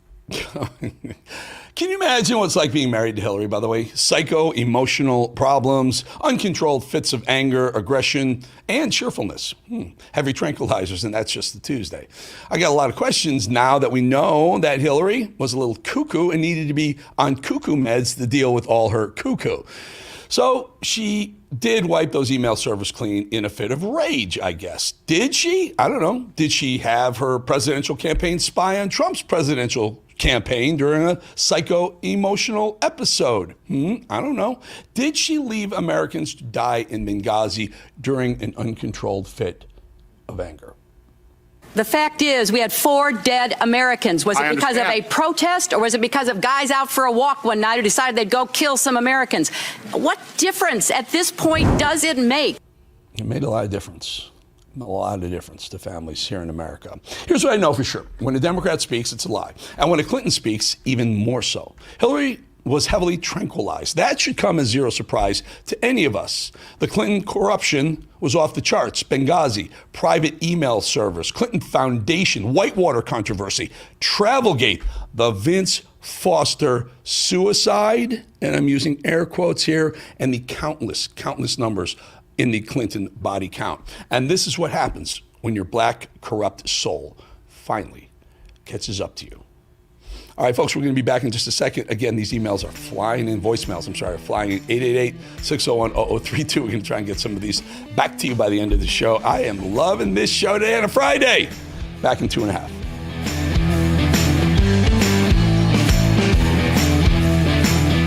Yep, your worst nightmare. Your car broke down. Now you're worried if it's going to cost you a fortune in repair bills. Unless you already called CarShield, the legit #1 auto protection company in the country. When you're protected with a plan through CarShield, the process is smooth like ice and done in as little as 3 steps. 1. First, the tow truck takes your car to the shop. The cost of towing, covered when you got a plan through CarShield. Next, you probably need to get around while your vehicle's being repaired, right? 2. Plans through CarShield have rental car options too. Then comes the best part. 3. When you pick up your vehicle, you don't have a big repair bill to worry about. CarShield administrators get your covered repairs paid directly to the shop, so you're back on the road with no worries. Call now to get an affordable plan through CarShield for your vehicle before it's too late. When you call CarShield, whether you got a small problem like a power window motor that could cost a few $100s, or a big problem like an engine or transmission that could cost you thousands of dollars, you're taken care of. CarShield is the #1 auto protection company in the country, and their administrators have paid out more than $1 billion in auto repairs. That's billion with a B. CarShield is the choice that gives you the CarShield guarantee.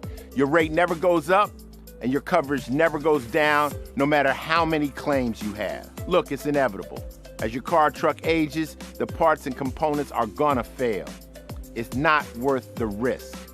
Call CarShield now. Waiting until your car breaks down is too late. Call CarShield for coverage on up to 5,000 parts and get the CarShield guarantee, where your rate never goes up and your coverage never goes down, no matter how many claims you have. Call 800-653-8201. 800-653-8201. Selling your home shouldn't be expensive or stressful. At Ideal Agent, we'll connect you with a top local agent that'll sell your home fast for top dollar, and all this for as low as a 2% commission. Ideal Agent connected me with the best realtor in my market, and I saved $12,500 as a result of it, and I got more than my asking price. Ideal Agent is available nationwide, there's no obligation, and best of all, our service is completely free. Call today or visit idealagent.com. Well, let's bring in the executive director for the Foundation for Freedom Online, and he's here to give us an inside look into a couple of big stories, the Epstein scandal and the Obama treason scandal. Let's welcome Mike Benz. Mike, let's start with the Epstein, if you don't mind. Trump had this to say, and this kind of lays it out perfectly. Take a listen. Well, I don't want to talk about that. What I do want to say is that Todd is a great attorney, but you ought to be speaking about Larry Summers. You ought to be speaking about some of his friends that are hedge fund guys. They're all over the place. You ought to be speaking about Bill Clinton, who went to the island 28 times. I never went to the island. You know, that really interesting comment there. Look at Bill Clinton 28 times on the island. What do you know, Mike? Well, not only that, Jeffrey Epstein went to the Bill Clinton White House at least 17 times. His name was on the White House visitor logs during the Bill Clinton presidency. We also know that Epstein's attorneys in court testified that Jeffrey Epstein helped co-found the Clinton Global Initiative and credit Jeffrey Epstein as the Clinton Global Initiative being Epstein's idea. We also know that Jeffrey Epstein shepherded Bill Clinton around Africa in 2002 for one of the 5-country Africa tours that Bill Clinton was doing around the time he set up the Clinton Foundation. Certainly the links between the Clintons and the Epsteins are like peanut butter and jelly. They seem to slide right into each other at every link. And obviously this is something that Trump is trying to draw attention to, which happens to coincide with the revelations from Tulsi Gabbard around the Russiagate fiasco, where, of course, the Clintons were implicated once again. It was John Brennan who wrote on a napkin during the summer of 2016, at the height of campaign season, that Hillary Clinton had hatched a plan to frame Trump as a Russian asset, and they went ahead with Russiagate anyway. And then when Hillary Clinton got in trouble with the FBI for her own mishandling of classified documents, when she had classified emails on a non-classified server in our own phone, when she destroyed those phones, which were subpoenaed by Congress, she was let off the hook by FBI Director James Comey, who, instead of charging her with the felony of willful misconduct or gross negligence, he came up with a brand new standard at FBI called extreme recklessness. So it's not gross negligence, because that would be a crime, but extreme recklessness, which magically the FBI determined was not a crime, anything to keep the Clintons out of jail. You know, it was very strange, and now we have this conversation. I wish I had set this up with the control room earlier, but when they went into Epstein's Manhattan loft, was something worth like $60 million at the time, he had a picture, he had a portrait of Bill Clinton in a blue dress. You remember? And it kind of, that was weird at the time, and maybe there's a lot more to that.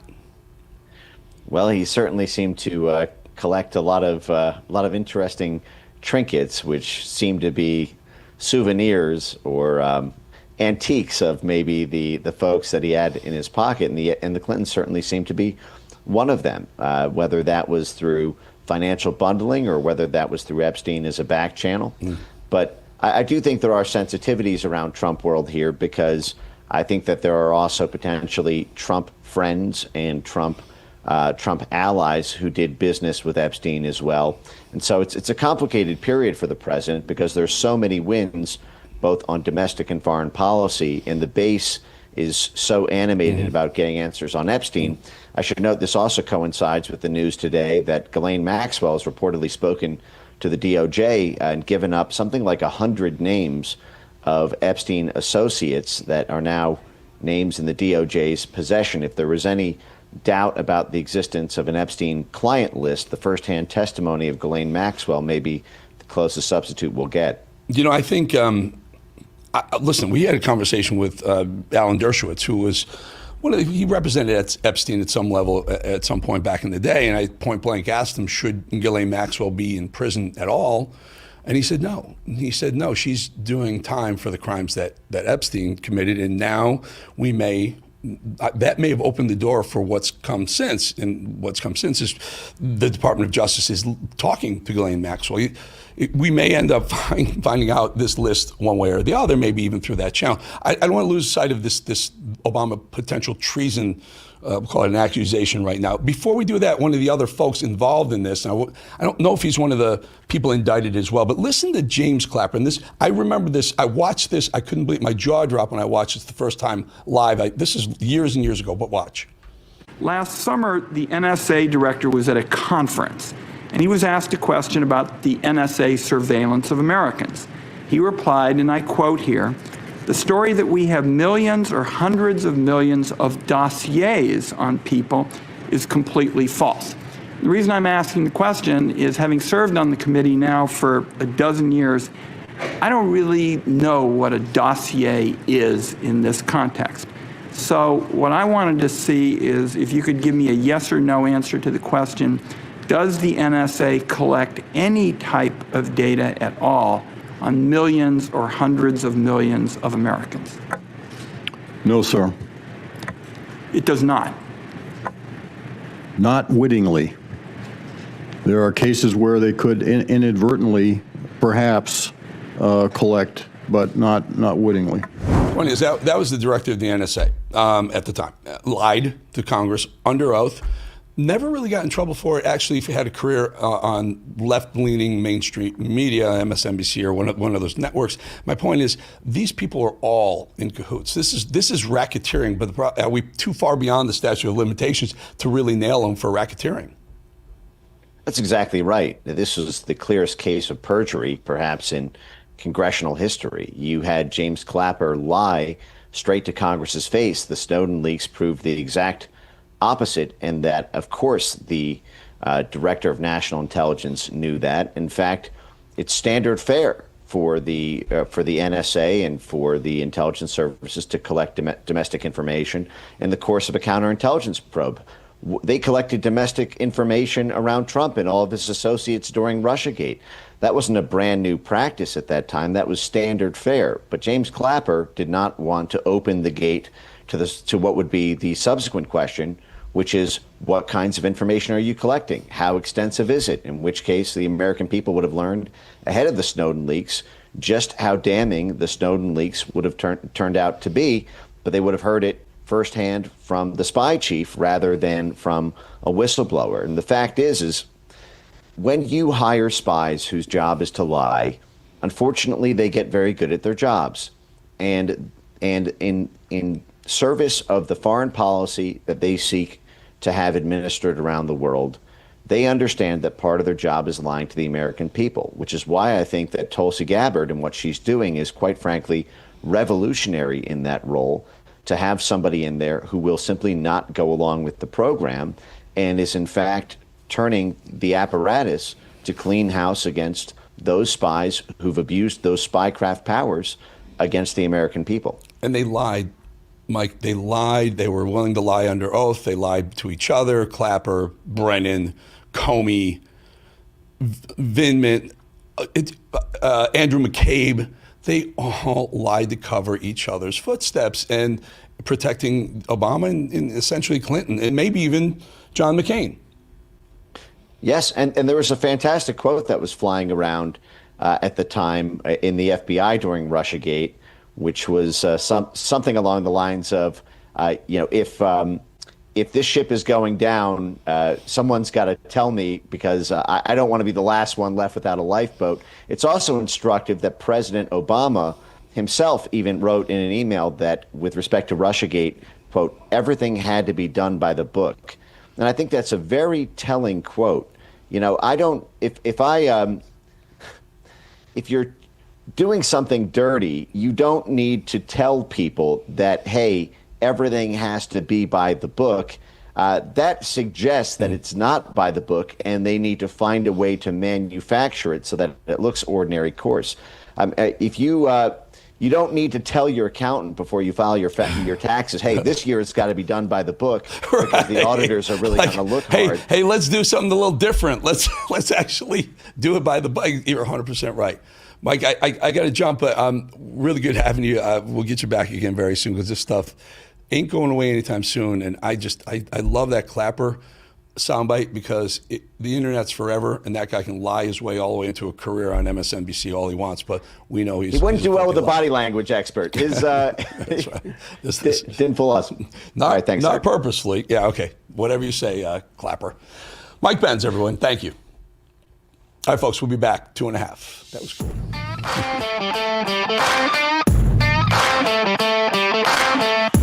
Thinking about Social Security? Think AMAC. The AMAC Foundation takes the confusion and stress out of understanding Social Security's thousands of rules and regulations. Our nationally accredited advisors offer a personal touch that is unmatched. But that's not all AMAC has to offer. AMAC is America's leading conservative advocacy and benefits organization, guided by the principles of faith, family, and freedom. So when it comes to Social Security and so much more, think AMAC. Being single for years, what would it do to you? Would it make you sad? Would it make you lose hope? Would it make you feel disconnected? I wouldn't know, because I'm using datemyage.com. Grab your phone or laptop. Go to Date My Age. Get started for free. Join datemyage.com today. Why aren't you getting results? Random workouts, overtraining muscles, completely missing others, wasted time. Don't do that. Do this. This is 25 Minute Speed Train. Follow me for just 25 minutes a day, 7 days a week, with minimal equipment, and get actual results. Look at the definition. I didn't have these arms in high school. Subscribe to Body in the next 24 hours for less than 50 cents a day and get 25 Minute Speed Train free at bodywithaneye.com. Some people are worried that they won't be able to get food, whether it's because of food shortages or rising prices or, God forbid, even a disaster. But right now, check this out. This tote, it's got breakfast, lunch, dinner, and even enough for snacks for up to 4 weeks, guys. And right now, when you order one of these 4-week food survival kits, you get the second kit absolutely free. Now, you see that little square on your screen? That's called a QR code. And here's how to use it. Pick up your smartphone. Now, just open up the camera app like you're gonna take a picture. Hold it up so that the camera can see the QR code on the screen. You see that? The link popped up right there. Now go ahead, you tap that. That link's gonna take you to this deal right now. Now see, these kits can last up to 25 years, they taste great, and they ship for free. This is your food security plan. And right now, it's buy one, get one free, so that means it's double your value. But that's only if you scan the code before the deal ends. So go ahead, scan the code to buy a 1 4-week food kit, and you'll get that second one absolutely free.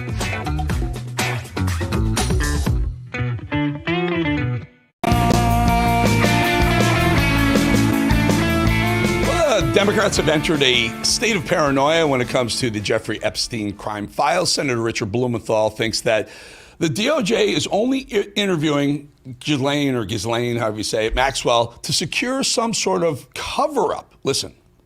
We have besieged and written and urged the Department of Justice to come clean with the American people. And instead what's happening is one of the most corrupt misuses of power in the history of the Department of Justice. The Deputy Attorney General, Todd Blanche, is about to go to a federal prison where Ghislaine Maxwell, a convicted felon involved in the Epstein trafficking of children, is going to be interviewed by him. Now, keep in mind that no ordinary person could have their personal henchmen in the Department of Justice go to secure a cover-up as a result of that kind of secret meeting and secret deal, giving her potentially a pardon for providing information favorable to Trump. Come on, Dick Blumenthal. I think you're a little nervous. Are you nervous what Ghislaine is going to say? I think I would be. A lot of you folks are probably on that list itself. Now that Barack Obama is in the hot seat after Tulsi Gabbard's bombshell revelations, flashbacks like this are hitting a little harder today. Take a look. Nobody in my administration got indicted.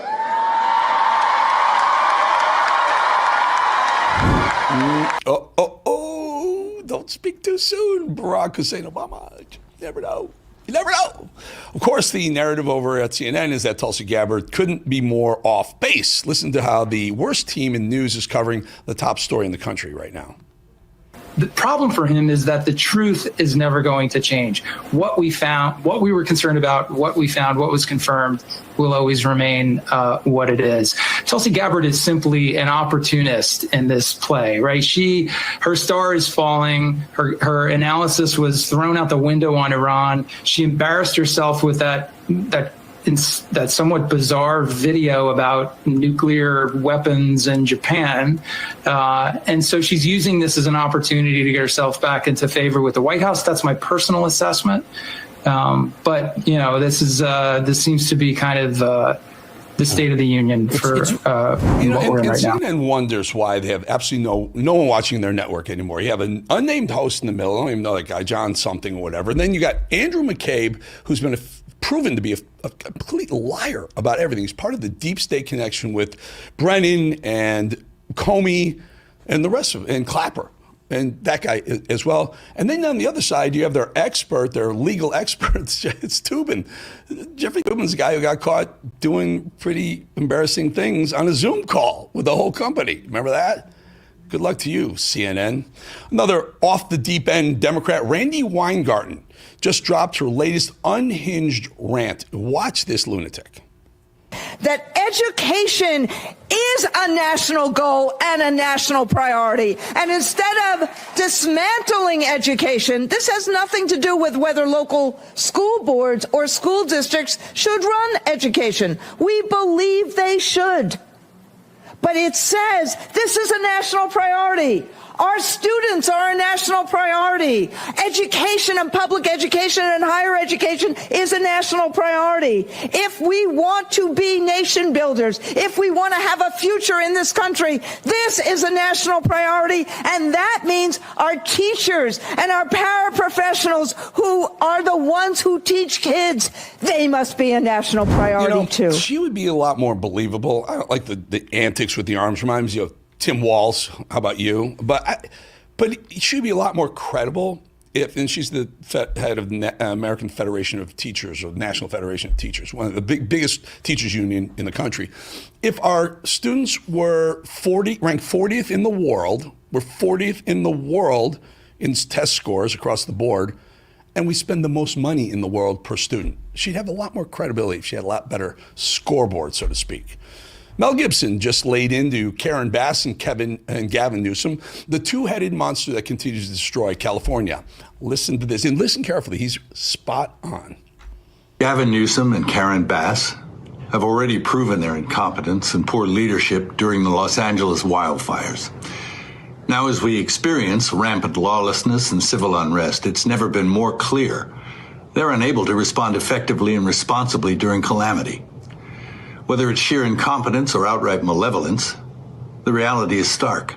California's in a state of turmoil, and I ask my fellow Angelenos, why are Gavin Newsom and Karen Bass still in office? How much more of their destructive decision-making masquerading as leadership are we going to tolerate? Mel Gibson, 2028? I don't know. What do you think? Ronald Reagan was an actor before he became governor and then president, one of the best presidents we've ever had, if not the best. I don't know. Gibson 2028. Just a thought. The latest baseless claim from Congresswoman Jazzy Jasmine Crockett would be accusing her state of gerrymandering, but listen to her carefully. We had to bleep a bunch of it. It's a bunch of But hey, this is what we know the Republicans are good at. If there's one thing they're good at cheating, and they're good at people, right? So that's exactly what we're going through right now. They have decided that they are losers, and we understand why. And so with these loser policies, they have a loser mentality. So they have decided that if you can't win, cheat. Yeah. That's where we are. I got to talk to Beto at work yesterday, and that's what he does. I said, boy, when the white boy is calling y'all sore losers, then I know we got a problem. Yeah, because even he was like, he said, yeah, they're just cheating. That's what they're doing. Yeah. And it's because they know they can't win on policies because all of this stuff is unpopular that they've been doing. She called us losers. And I say losers, I mean conservatives. I'm not a Republican, but I'm conservative. Republicans have the House, the Senate, the White House. They won the popular vote. They won the presidency. They won the popular vote. They won 320 or so electoral college votes. Republicans are governors in 35 of the 50 states. Losers? Try again, Jazzy. Scott Jennings, who was on the show a couple weeks ago, last week, I think, absolutely crushed Abby Phillips on CNN as she tried to get a last-minute jab in before heading to break. She does this quite often, especially with him.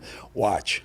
To go to break, but there is only one political party where the sitting president right at this moment still believes that he won an election that he lost. Thank you. Okay, that's the only and one guy. Political party okay, Russia stole only one guy. So they believe it. Up next for us, we've got more. See what she does? It's a trick. It's a host trick, especially when you're on panels. You're hosting a panel show. We have people calling. You're trying to hold court. You know, you try to make sure you keep the ball rolling, but also hold court. And so if someone says something that you think your audience doesn't like, Scott Jennings saying something that the CNN audience didn't want to hear, you throw something at him and you turn to the camera real fast and say, we got to go to break. And it doesn't allow the person to rebut what she said. And she's very, very often wrong. She's very often wrong, but that's a very, very, I call it sneaky. I almost said sleazy, but it's a sneaky little trick. The election stealing narratives have already begun in California. Listen to Gavin Newsom, Trump's word, talk about the 2026 midterms. When we do this today on this podcast, I just read this morning that Donald Trump was on the phone with the Texas legislature, and they're going through a redistricting thing to basically get 5 more seats for the midterms, because they're likely to lose the midterms, and Trump is likely to lose power unless they can change the districts and rig the game so he stays in power. Do you think he's going to try and stay in power? When people beyond his term? Close to Donald Trump when people close to Donald Trump send the governor of California a hat that says Trump 2028, they're not around. This is the guy that wants to be president in 2028. This is absolutely mind-boggling. Before I hit the break, I want to remind you about my podcast and YouTube page, both updated daily. You can hear the show and tons of other content anytime, anywhere. Make sure you subscribe so you don't miss out. Call that toll-free number too, by the way, folks, 888-60-1032. I just got to show you something. I got to show you on camera. Can you zoom this, guys? Can you do this? You call. When you call, the voicemail comes to my email. I get on my phone hundreds. Many hundreds, 500-600 are coming in as we speak, talking to me about The View. We're going to try and get a few of those in the next segment. We'll be right back, 2.5 minutes.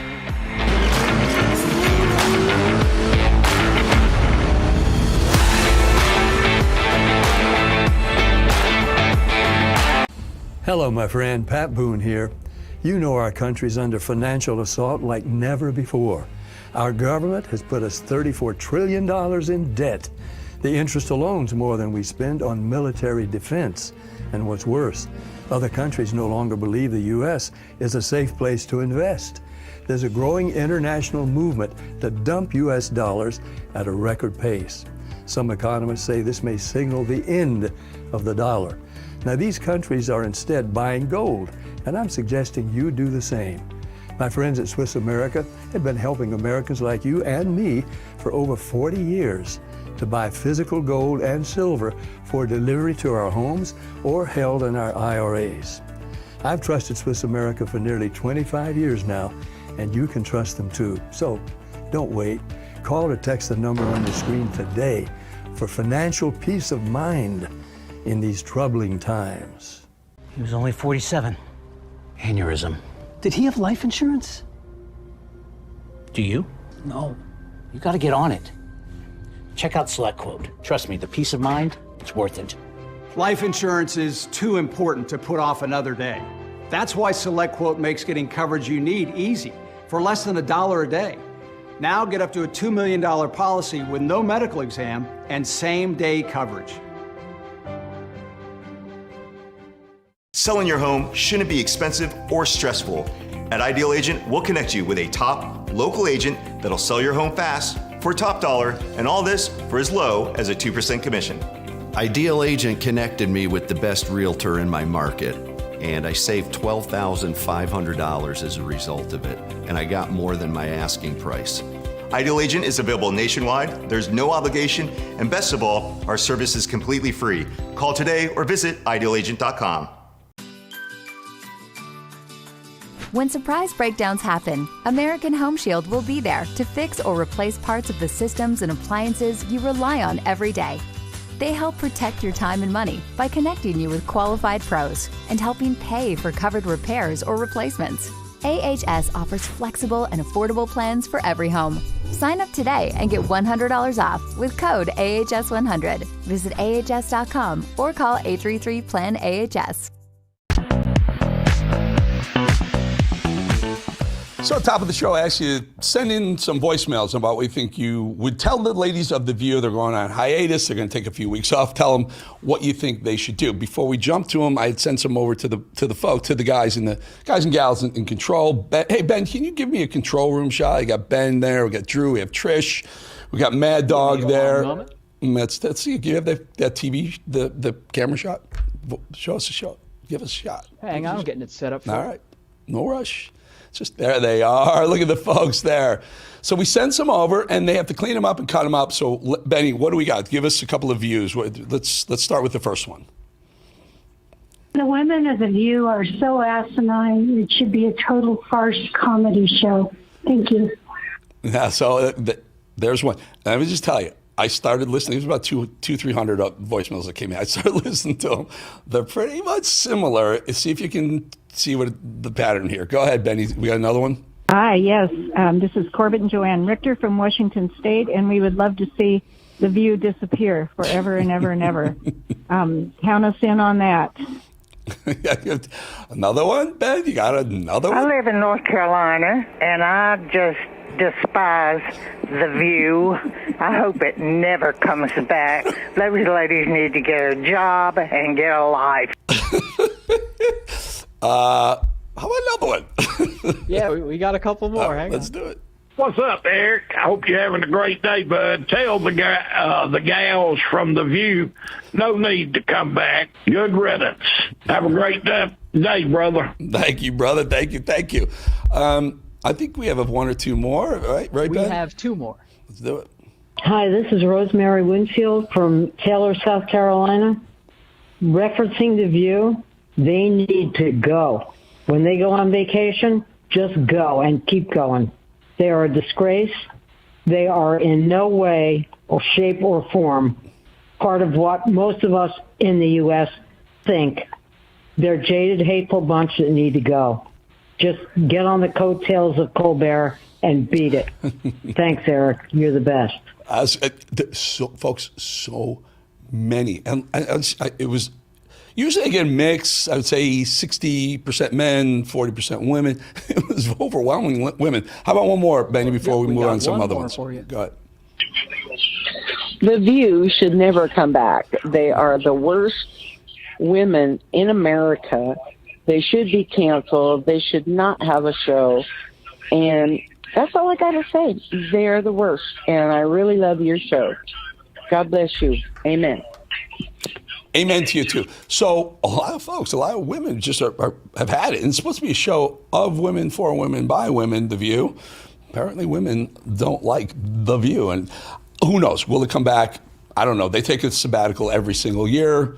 This year will be no different. But in light of what's going on with ABC, with George Stephanopoulos having to fork over ABC, fork over tens of millions to Trump, CBS going to have to do the same thing. Colbert gets bounced. You never know. You just never know. And The View's ratings have been sliding for being as partisan as the rest of the mainstream media has been for the last 8, 9, 10 years since Donald Trump first came down the escalator. Benny, we have a couple from another day. And again, folks, I would have played more of those, but it takes a while for me to get it over them, get them to make it TV ready. So, Benny, we have other voicemails from, I think, the last couple of days. We have a good many of them. We have Elaine from Pennsylvania saying it's time to wake up. Hey, this is Elaine from Catawissa, Pennsylvania. This is my theory. It's time to wake the baby. We've been tiptoeing around and tiptoeing around. It's time to get the baby awake and get this thing rolling. Get the orange jumpsuits ordered, get the zip ties ready, and let's go get them. And you have a great day too, Eric. Thank you so much. Listen, I think she said something very, very important. She said, get the orange jumpsuits ready. Everyone needs a perp. You just need a perp walk. There's so much garbage going on in D.C., so much crime, so much corruption going on in D.C. Perp walk these people so they don't continue to do it. You just have to. You know they're going to do it when they have the ball, when the Democrats have the ball. You got the ball. You have the House, Senate, the White House. You got 35 governor's mansions across the country. You have the moment.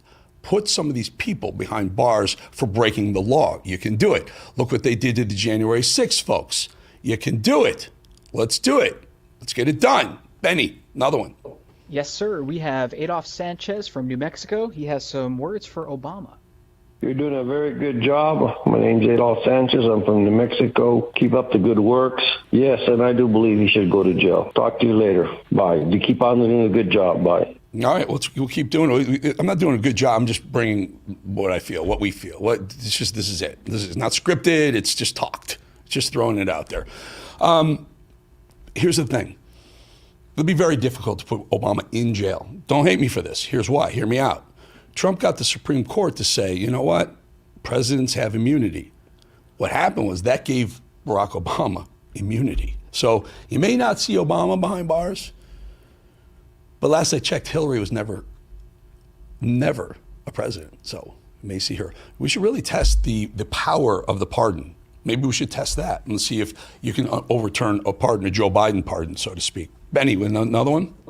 We have Michelle from Florida. She wonders why Karen Bass smiles when talking. Hi, Eric. This is Michelle from Jupiter, the one with the gay husband who thinks you're hot. He thinks you're hot. Okay, here's my question. Why does Karen Bass smile when she's talking about death and destruction. The mayor from California is talking about flooding and fires, and she's smiling like the Joker. Don't you have a body language guy? You got to get him on that. I mean, it's so disturbing. Okay, Eric, love you. Bye. Love you too. Say hi to the hubby for me. I forgot. Yes, Karen Bass. I think if you're a Democrat, you're a lunatic to start with. So when she smiles, and I never really liked that woman she was a congresswoman, I think, first before she's the mayor of LA. When I realized, Benny, can you take the control room shot again? I realized I left Matt out. I mentioned everyone except Matt. I forgot that. Say hi, Matt. Wave your hand. There's Matt. There he is. All right, cool. I didn't want to leave anyone out of the control room. I didn't forget anyone else, did I, Ben? Nope, that's all of them. You have a short, quick voicemail for us, real quick?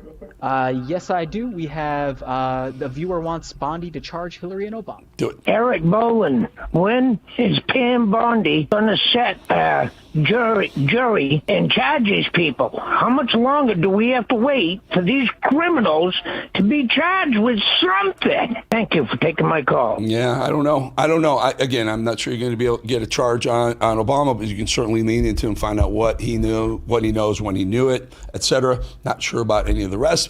I do believe Hillary Clinton should be in a jumpsuit. I do believe. She was never president. She doesn't have an immunity. She should be behind bars. Benghazi alone should put her behind bars. And the rest of the stuff that she did, colluded with a bunch of people knowing it was fake evidence to get Trump spied on. That is illegal. Put her in jail. Lock her up. Warren, up next. See you. Have a great weekend. See you Monday, folks. Bowling out.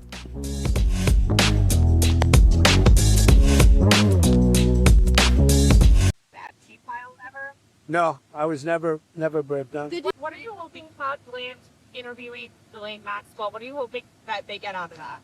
I really have really nothing to say about it. She is being talked to by a very smart man, by a very good man, Todd Blanche. And I don't know anything about the conversation. I haven't really been following it. A lot of people are asking me about pardons. Obviously, this is no time to be talking about pardons. But a lot of people have asked about pardon. This is just not a time to be talking about pardons. Todd will come back with whatever he's got. You're making a very big thing over something that's not a big thing. You should be talking about, if you're going to talk about that, talk about Clinton, talk about the former president of Harvard, talk about all of his friends, talk about the hedge fund guys that were with him all the time. Don't talk about Trump. What you should be talking about is the fact that we have the greatest 6 months in the history of a presidency, according to a lot of people. And we had an amazing 6 months. Did you ask House Republican leaders to not vote on the resolution about... No, I was never involved in that. I'm focused on making deals. I'm not focused on conspiracy theories that you are. I mean, I watch you people. It's so sad. You ought to talk about the success of our country instead of this nonsense you talk about over and over again. Round two, ready to go in for round two. We're hoping for another productive day. You know, Ghislaine has been treated unfairly for over 5 years now. If you looked up scapegoat in the dictionary, her face would be next to the dictionary definition of it. So, you know, we're grateful for this opportunity to finally be able to say what really happened, and that's what we're going to do yesterday and today. I know you didn't want to discuss the substance of the questions that the Deputy Attorney General was asking, but can you talk about her and how she's feeling about the meeting and what might be coming out of it? Yeah, she's keeping her spirits up as much as she can.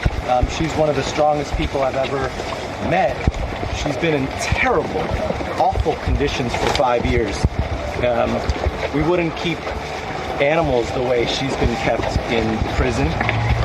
So, you know, it's unbelievable that she can keep her spirits up this high, and we're proud of her. Everything Ghislaine Maxwell told them yesterday and today. Her lawyer says she answered questions about roughly 100 people during her meetings with Deputy Attorney General and former personal attorney to President Trump, Todd Blanche. About 100 different people. She answered questions about everybody, and she didn't hold anything back. David Oscar Marcus, the attorney there, also confirming no further meetings with DOJ are planned now, adding the focus now shifting to whether Ghislaine Maxwell will talk to lawmakers in 2 weeks after that congressional subpoena and possible get-out-of-jail-free card. We haven't spoken to the president or anybody about a pardon just yet. And listen, the president this morning said he had the power to do so. We hope he exercises that power in the right and just way. Maxwell would welcome any relief. She's been in very difficult conditions for 5 years, and so she would welcome any relief. It's the right thing to do, and we have faith that the right thing will happen sooner rather than later. I think Ghislaine did a wonderful job. She literally answered every question. With the president even invoking the word pardon today, does she have an incentive to just tell the Deputy Attorney General what he wants to hear? No, because she wants to tell the truth, because the truth can be corroborated or disproven. We haven't spoken to the president or anybody about a pardon just yet. And listen, the president this morning said he had the power to do so. We hope he exercises that power in the right and just way. Would you consider a pardon or a commutation for Ghislaine Maxwell? It's something I haven't thought about. It's really recommended. I'm allowed to do it, but it's something I have not thought about. But you wouldn't rule it out, sir? This is the primal scream of a dying regime. Pray for our enemies, because we're going medieval on these people. You're just not got a free shot on all these networks lying about the people. The people have had a belly full of it. I know you don't like hearing that. I know you try to do everything in the world to stop that, but you're not going to stop it. It's going to happen. And where do people like that go to share the big lie? MAGA media. I wish, in my soul, I wish that any of these people had a conscience. Ask yourself, what is my task and what is my purpose? If that answer is to save my country, this country will be saved. War Room. Here's your host, Stephen K. Bannon. It's Friday, 25 July, year of our Lord 2025, the Friday afternoon show. Thank you guys for tuning in. And now a huge guest bombshell in the afternoon. The lawyer for Maxwell came out at 12:30 when it wrapped up. Was pretty matter of fact. Then later said that they talked about 100 names. Now, this is not 100 names, at least the way it's written. It's not 100 names she gave them. It's 100 names that they asked her about. We know from the influencers who I talked to, some had got the binders. The binders were taken from his black book, had 349 names in it. And now they talked about 100. I don't know if that's one the Justice Department wanted further investigation on, but this gets murkier and murkier. Todd Blanche, it's over for today. I'm not so sure you're going to have the House Oversight Committee down interviewing her on the 11th of August. I think this thing's about to get quite complicated when they talked about 100 names, but more of that. You notice when the president got off the plane in Scotland, I don't think they asked him any questions at all about the treasonous conspiracy. In fact, MSNBC today, we monitor that, CNN, all the time. Chris Jansen was, when they had a clip of Trump in the morning, President Trump in the morning, when he pivoted and talked about Bill Clinton and Leon Black and all these other financiers that are associates of Epstein, and in the book, literally they said, we're not going to play those names. They are obsessed with this right now. Of course, Todd Blanche, the safe pair of hands over the Justice Department, now in charge. They asked all questions about approximately 100 names, and I'm sure we'll get more on that tonight, over the weekend, etc. Mike Davis joins us, Mike, by phone, in another huge win for the Justice Department. One of the things people, and this is why you either get a special counsel or you take a U.S. attorney and put it on this, because Todd doesn't have the time to do this. I mean, he's a deputy attorney general. The whole building reports to him. And Pam and the team are quite frankly overwhelmed with, 175, 200 lawsuits on President Trump's Article 2 powers, but another massive victory today, sir, in court? Yeah, another massive victory. A D.C. district court judge sided with the Trump administration, with President Trump and his team, on the continued dismantling of USAID, this grift that the DC Uniparty has it's basically the DC elites, party planners. They sell it to the American people, USAID to the American people like they're curing malaria in Africa, and really it's a money laundering operation for the Democrat and really the Uniparty elite in DC. So what Judge Carl Nichols said was that what we've been saying on your show for a long time with you and me and Julie Kelly and many others, that's the proper recourse for people who were fired from the federal government is to go to the Merit Systems Protection Board. The proper recourse for contractors who were fired from the federal government is to go to the Court of Federal Claims. The USAID was created by executive order. There are parts of it that have been funded by statute, but this judge today correctly ruled that the president has the Article 2 power to keep dismantling these agencies down to the statutory minimum. And the recourse for people who are harmed is not running to an activist judge in D.C. or another place and getting a temporary restraining order and a nationwide injunction and all the other illegal acts, this judicial sabotage that we've been seeing against President Trump over the last 6 months. I would say this, that you're starting to see these courts understand because of President Trump and Attorney General Pam Bondi's monumental wins at the Supreme Court of the United States, that the president has the executive power, all executive power under Article 2, and these are huge wins for the presidency. Two things. You said this. I just want to make sure I'm thinking about this the right way and the audience can get the information. Do you think some of these wins we've had at the Supreme Court now, even these radical judges down at the district level saying, hey, I'm just going to get it overturned, it'll just be more embarrassing. So I'll just do it myself. And that's why we're starting to get these wins in the district court that have kind of picked up over the last 72 hours? Yes. I mean, you're still going to have some of these radical activist judges who are, taking their cyanide pills in the bunker.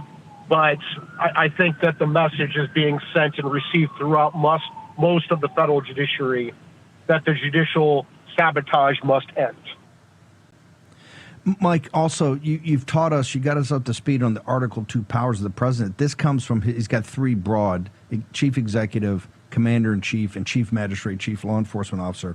In the bucket or in the segment that is, or the vertical that is chief executive officer, he's starting to win now on, he's got the ability to fire these people, alphabet agencies, all that, take it down to statutory minimums.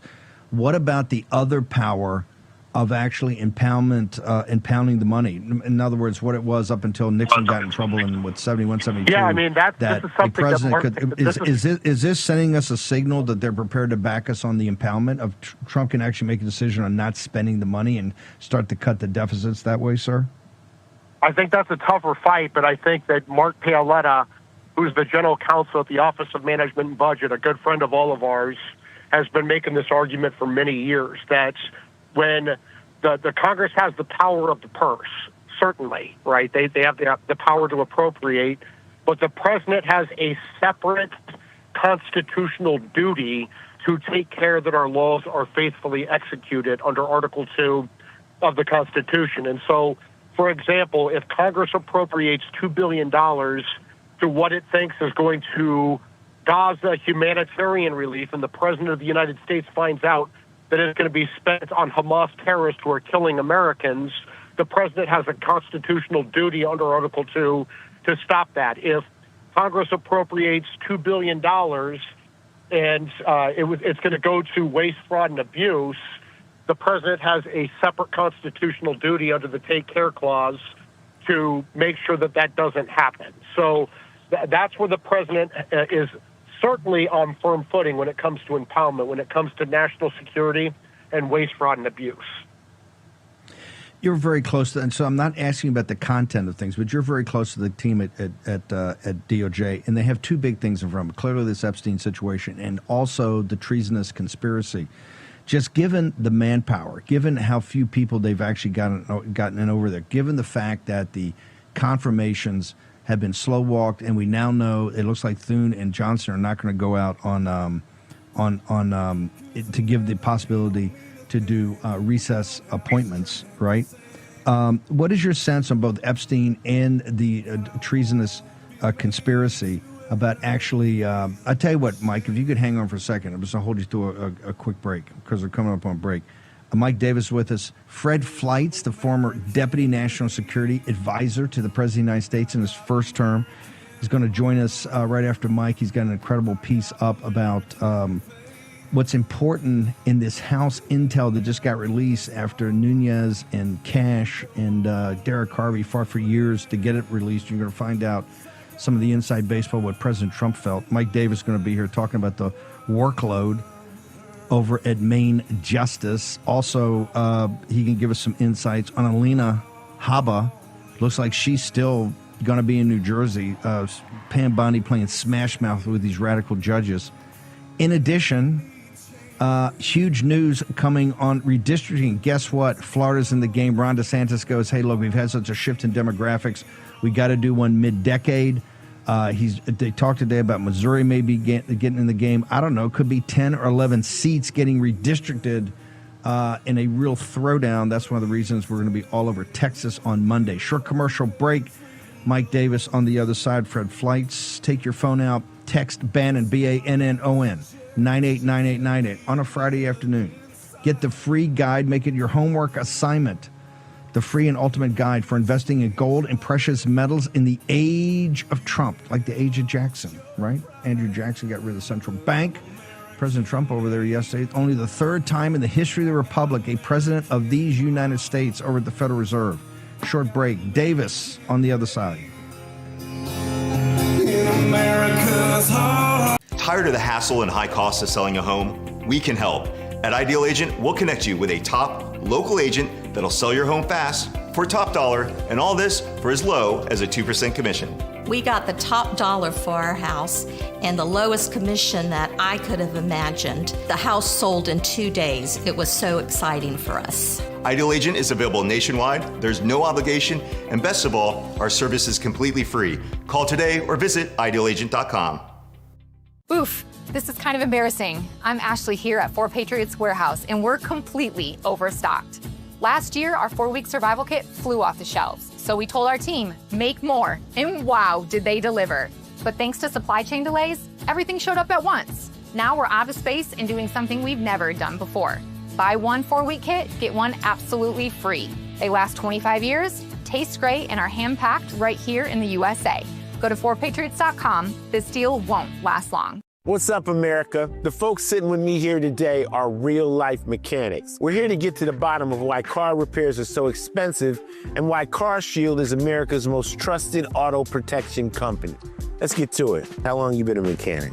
I've been doing this for about 30 years. Every day's a different experience. Every day's a different adventure. I like to make sure everybody's happy, the customer's happy, the car's done right. So why are vehicles out of warranty more likely to break down? The manufacturers are very smart. They designed these cars with an end of life. It will fail as the warranty expires. Say over 60,000 miles, it'll start breaking down. They're going to break down, definitely. Just a matter of when. When somebody has CarShield, what's the experience when they come to you? You drop off your car, we verify your concern, we notify CarShield, usually get an instant approval, put you in a rental car, and get you back on the road as quick as possible. I show them what it would cost if they didn't have CarShield versus if they did, and they can't believe how many thousands of dollars they're saving on this repair and how easy it went through, and the deductible is pretty much all they have to worry about. How has being a mechanic changed since you guys started? Most challenging parts about being a mechanic is keeping up with technology these days. That's the hardest part. As these new cars come out, it's new software, new tooling, is a constant evolution. Technology has totally changed from just the basic, everybody could fix a car 30 years ago, to today. You need so much education, background, computer knowledge. And there you have it. No other company protects drivers like CarShield. The bottom line is, if you're driving an out-of-warranty car, you could be putting yourself at risk of paying thousands for car repairs. Call CarShield before a breakdown happens. Get covered repairs paid. Call CarShield now for your free quote and to lock in your rate with their price lock guarantee. Call now. Call 800-202-9188. 800-202-9188. 800-202-9188. Hello, America's Voice family. Are you on Getter yet? No? What are you waiting for? It's free. It's uncensored, and it's where all the biggest voices in conservative media are speaking out. Download the Getter app right now. It's totally free. It's where I put up exclusively all of my content 24 hours a day. You want to know what Steve Bannon's thinking? Go to Getter. That's right. You can follow all of your favorites. Steve Bannon, Charlie Kirk, Jack Posobiec, And so many more. Download the Getter app now. Sign up for free and be part of the movement. This is how I follow Mike Davis's, all of his, everything he puts up. And I saw Fred Fleitz's, the article we're talking about in a moment.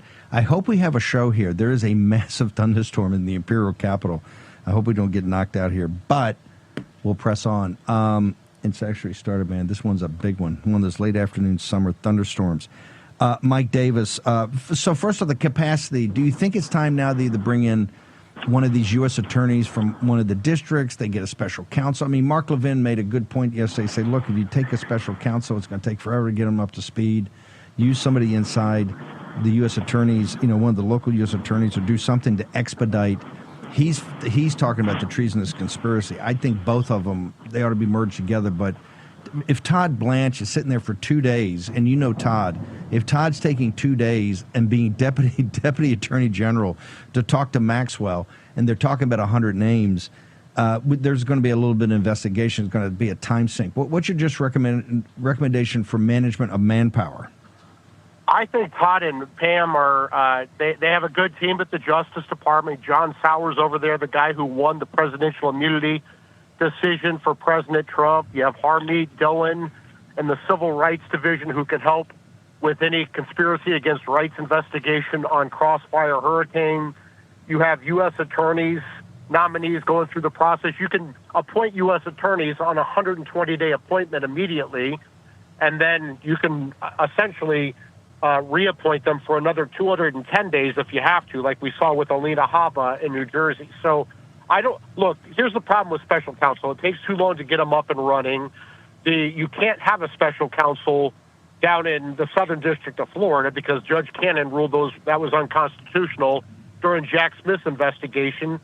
And if you just have good management, good leadership like Todd Blanche provides, he can manage this. And I'm not concerned about having. Well, you'd have counsel. to get him. You'd have to get somebody who's confirmed, like Emil Bovey, but he's going to be a judge. But you have to get somebody who's confirmed to be a special counsel now, given the fight that you and Boris and Todd and everybody had down in South Florida.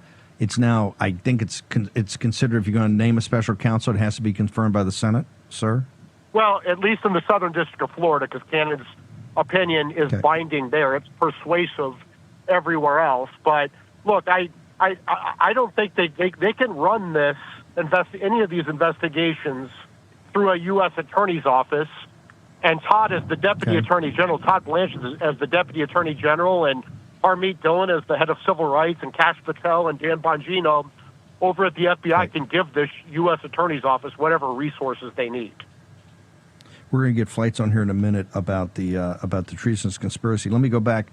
Alina Habab, please make this make sense to us. Is she now, because Pam fired what the judges put in as, I guess, her deputy or first assistant, is Alina Habab, as we sit here at 5:15 p.m. Eastern Daylight Time on a Friday afternoon in July, is she now back to being acting or interim U.S. attorney in New Jersey, sir? She is. She was appointed for 120. So generally how U.S. attorneys work is you have the president and his White House staff have to work with the home state senators to get their stupid blue slips back for these U.S. attorneys, meaning both home state senators have to sign off on it. If you don't get that, you can't nominate under 100-plus years of Senate tradition. I hate the blue slips. I tried to get rid of them before when I was there.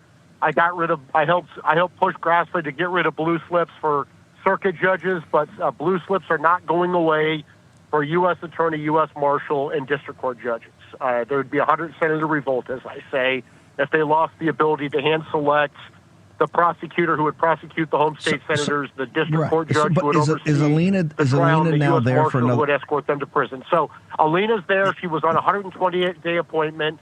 The corrupt district court judges in New Jersey, 17 of them, 15 of whom were appointed by Biden and Obama, colluded, and they picked their own hand-picked successor to Alina. I don't know how that's constitutional, but they did it. So Pam Bondi, to her great credit, fired the corrupt district court judge's pick, and she reinstalled Alina Habba as the first assistant U.S. attorney in New Jersey, and that made her the acting U.S. attorney in New Jersey. So Alina's back, and Pam gave the corrupt judges a big middle finger. This shows you Trump is fully into the Fight Club. We're not. He ain't going to back off an inch. These U.S. attorneys are vitally important. He ain't backing off. They're going to play games. Correct. He's going to come back at you. Talking about, and folks, in the C block, or we'll keep Fred over there, into the C block. Major announcement today. Ron DeSantis throws down. He says, hey, I think there's 5 demographic shifts. We're going to do something mid-decade. He's talking about 5 seats in Florida. We know there's already identified 5 seats in Texas, and there's a special session. And we're going to be all over that tomorrow and on Monday all day. I think now they're talking about Missouri for one, Ohio for a couple. Mike Davis, there's 12 to 14 seats in play here. And the Democrats are locked up. They got to change the Constitution, I think, in California, Illinois, and in New York, so it's not as easy. 10 to 14 seats, maybe more. Give me your thoughts on that one, brother. The Republicans should 100% do this. Republicans need to learn how to earn power and use power like Democrats do every day and like they've done every day for the last 100 years. Republicans need to learn how to play tough, take off the gloves, put on the brass knuckles, and break your political opponent's glass jaws, right? And so 100% these Republicans should move forward. Democrats would do this to us all day, every day. So all day long. Let's play Smash Mouth. Mike Davis, where do people go for Article 3 to get you and all your information, sir? Article3project.org, article number 3project.org. You can donate only what you can afford. Follow us on social media. Take action. Most important action is confirming Emil Bove for the Third Circuit. His vote's going to be on Tuesday. Go to that Emil Bove action item and contact both of your home state senators and make sure they find and keep their backbones and don't waver. Always important. Go to Article 3 today. Win after win after win, folks. Thank you, Mike. Thank you. Talk about another one. Patriot Mobile. I'll be down with the Patriot Mobile people, or I'll be with them. We haven't actually figured out how we're going to do this, but we're going to do it. 972-PATRIOT, best phone service in the country. People that support your values, you know how great they are. Their PAC is at the tip of the spear of the situation in Texas. 5 seats, special session. Kind of crabbed sideways the first couple of days. Going to set things right. Must get those seats. Remember, when we get to 2030, things are going to be fine because of the demographic shift. I think we'll pick up another 10 or 12. They're talking about the demographic shift to the south and southwest. But here, mid-decade, it looks like enough in Texas, enough in Florida. This is going to be a good old Donnybrook. Okay, 972-PATRIOT. Go talk to a U.S. citizen in customer service and find out all of the benefits of switching today. But make that switch today. Patriot Mobile. PatriotMobile.com. Promo code BAND. Get the first month free. Fred Flights. Amazing piece up in American Greatness. I did see this first, although Fred sent it to me. I was so overwhelmed. I saw it up on Getter. I was on Getter. Popped right up there, man. Had tons of comments and shares and repost. Fred, you were the Deputy National Security Advisor for President Trump in this first term. Walk me through this piece. We talk about the House intelligence, because we should be talking about treasonous conspiracy. Of course, nobody in the media this morning asked about it. Nobody in the media in Scotland asked about it. President Trump's got to bring it up. Your thoughts on this report that came out, sir? Steve, it's great to be here. There's a lot going on here that people don't know. When I was in the NSC, I was allowed to read this report in the summer of 2018, and I thought it was hard-hitting. It was very carefully written. It was objective. It says some things that President Trump's MAGA supporters may not agree with, but I think it was something that needed to get out. But it's been locked up at the CIA since 2018, and I think a lot of people want to know why. I think one reason is because it proves conclusively that the Steele dossier was heavily used in this January 2017 intelligence community assessment that Obama ordered to sabotage the Trump presidency. But you know, Steve, that really wasn't enough to explain why this was locked up. I think I know what the reason is, why this report was considered so dangerous.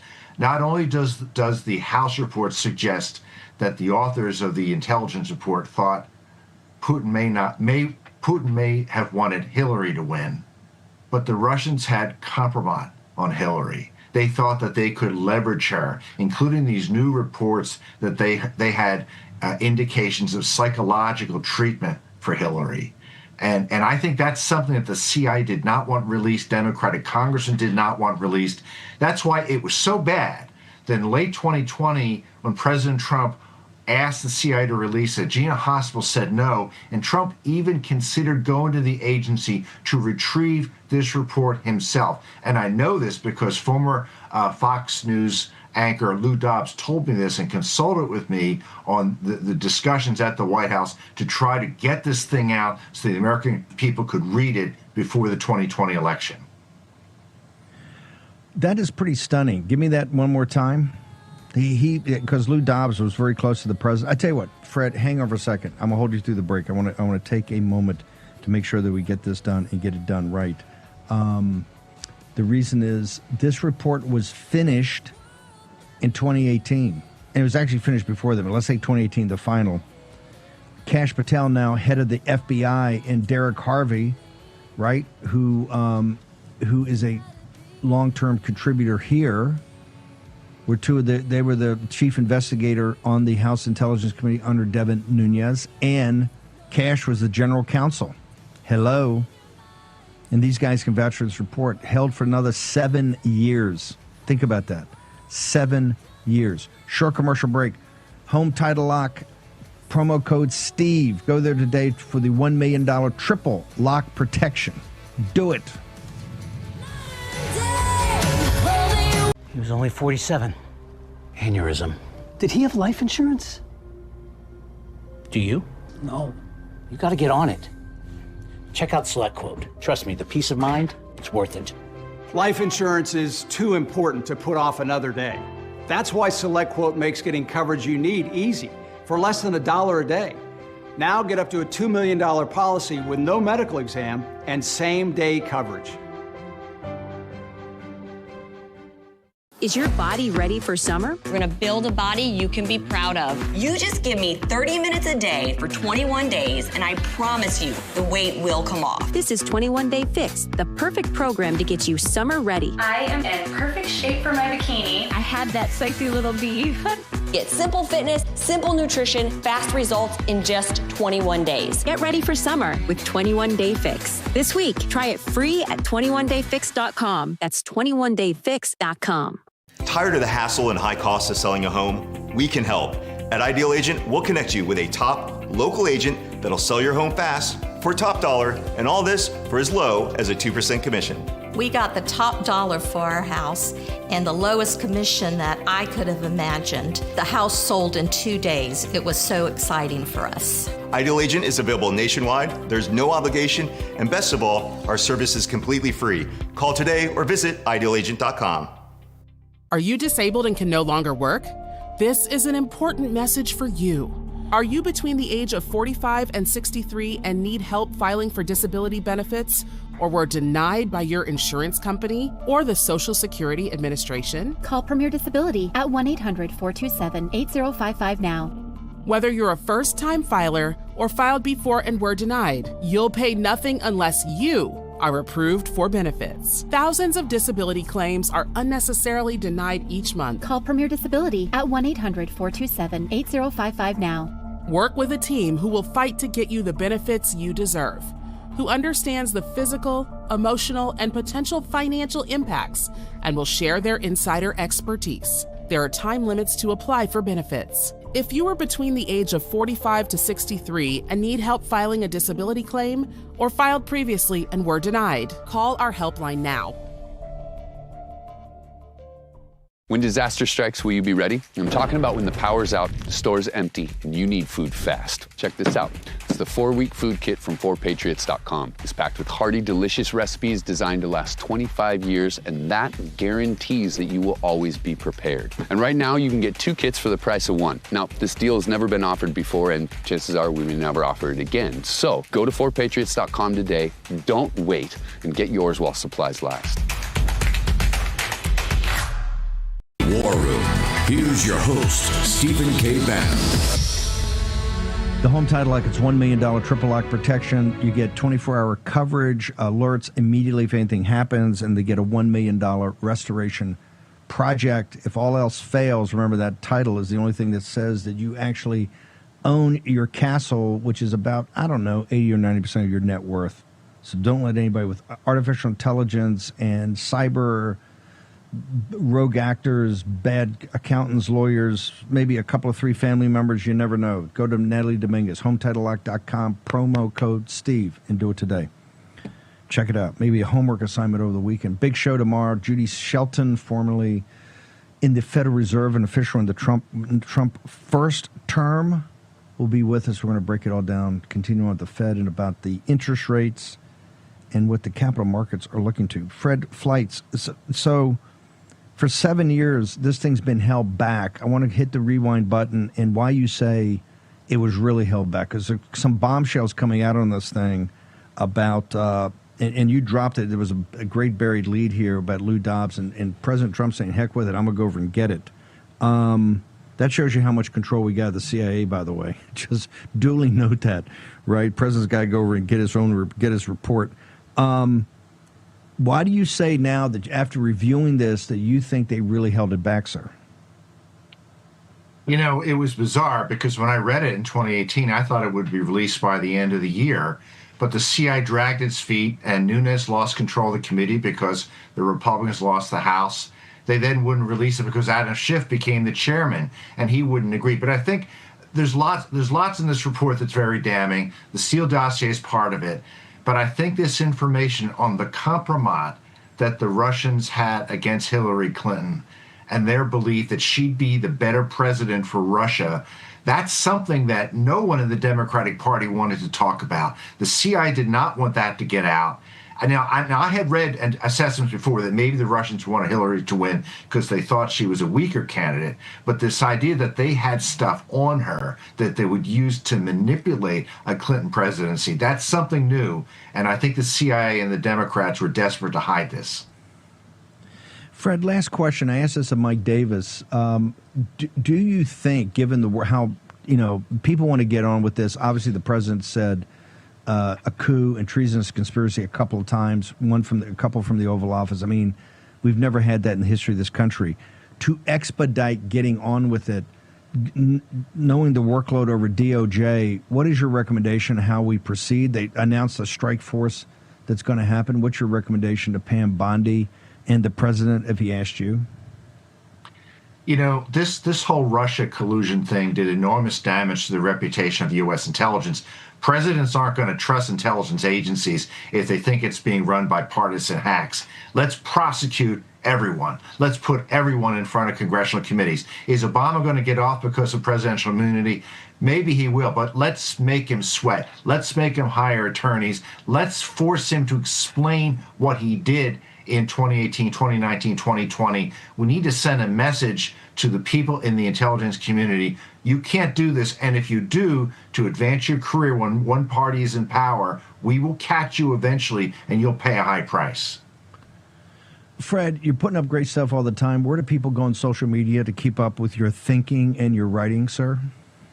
I'm on Twitter at @FredFlights, and I have the same handle on Truth Social. I might add, Devin Nunes posted my piece on Truth Social today. I'm very grateful to him because this report is a tribute to Devin Nunes' leadership on the House Intelligence Committee, which is really hard because of Adam Schiff. I'm also at the America First Policy Institute, americafirstpolicy.com if you want to read my analysis.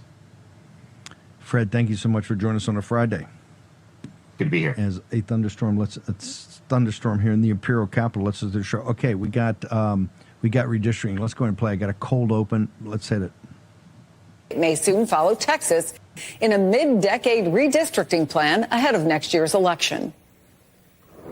The way the population has shifted around Florida just since the census was done in 2020, I think the state is malapportioned. So I do think it would be appropriate to do a redistricting here in the mid-decade. So we're working through what that would look like. Democrats aren't giving up without a fight. This morning, appearing virtually, Congressman Jamie Raskin told an audience at the Voters of Tomorrow Summit why the stakes in all of this are so high.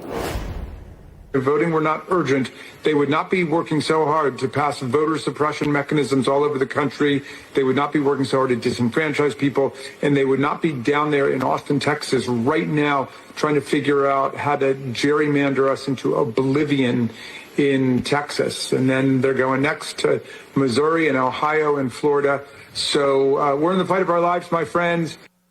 We are in the fight of our lives, my friend, says Jamie Raskin. Is it that big a deal? It really is, Chris. I mean, what the Republicans are trying to do here is if you can't win the normal way, they're trying to cheat. And, you know, the crazy thing about what they're doing in Florida is, Chris, they've already done this. They've already gone and redistricted once. They picked up 4 seats. It was only done over the objections of the entire state, held up by partisan judges and Ron DeSantis. And now they're saying, look, we're likely to lose the House in 2026 if we don't do this. And so we've got to do it. You know, this is actually trying to steal the House of Representatives by changing the maps in big states like Texas and like Florida. And the outcome really hinges on, do we want a democracy that's actually functional? As you know, a lot of people are focused on this special session that you're in right now. Will state Democrats walk out of the session to deny Republicans a quorum on redistricting?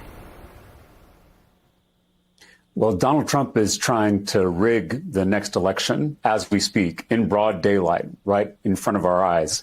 You know, he and his allies in Congress just passed the largest transfer of wealth in American history with their big, beautiful bill, kicking millions of people, including millions of Texans, off their health care to fund tax breaks for billionaires. And they know it's Yo, Democrats, if this is your guy for president, good on you. Put him up, let him roll. I'm not seeing it, not feeling it. In Florida, for you Floridians, we have a huge audience down there. The ones that are looking at Debbie Wasserman Schultz, Florida 25, Jared Moskowitz, Florida 23, Lois Franco, Florida 20, Kathy Castor, Florida 14, Darren Soto, Florida 9. You take 5 there, you take 5 in Texas. That's 10. They're looking for a couple in Ohio and Missouri. You get 13, 14, I don't know, maybe 15.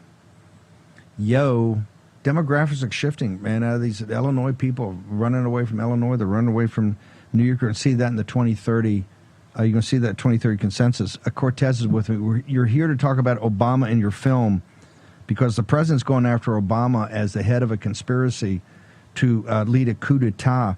But, Steve, you spend so much time in Texas, and you're one of the key reasons that Texas, Trump won by 14 points, and you've shifted, your shoulder went to the wheel to make sure the Hispanic community down there knows about MAGA, particularly in South Texas and the Rio Grande Valley. What about 5? You think it's feasible for us to redistrict 5 seats down in Texas, sir? Oh, yes. Listen, let's roll. Let's light that candle. We need to do this. By the way, it makes perfect sense, even beyond the wonderful political benefits that we will reap here.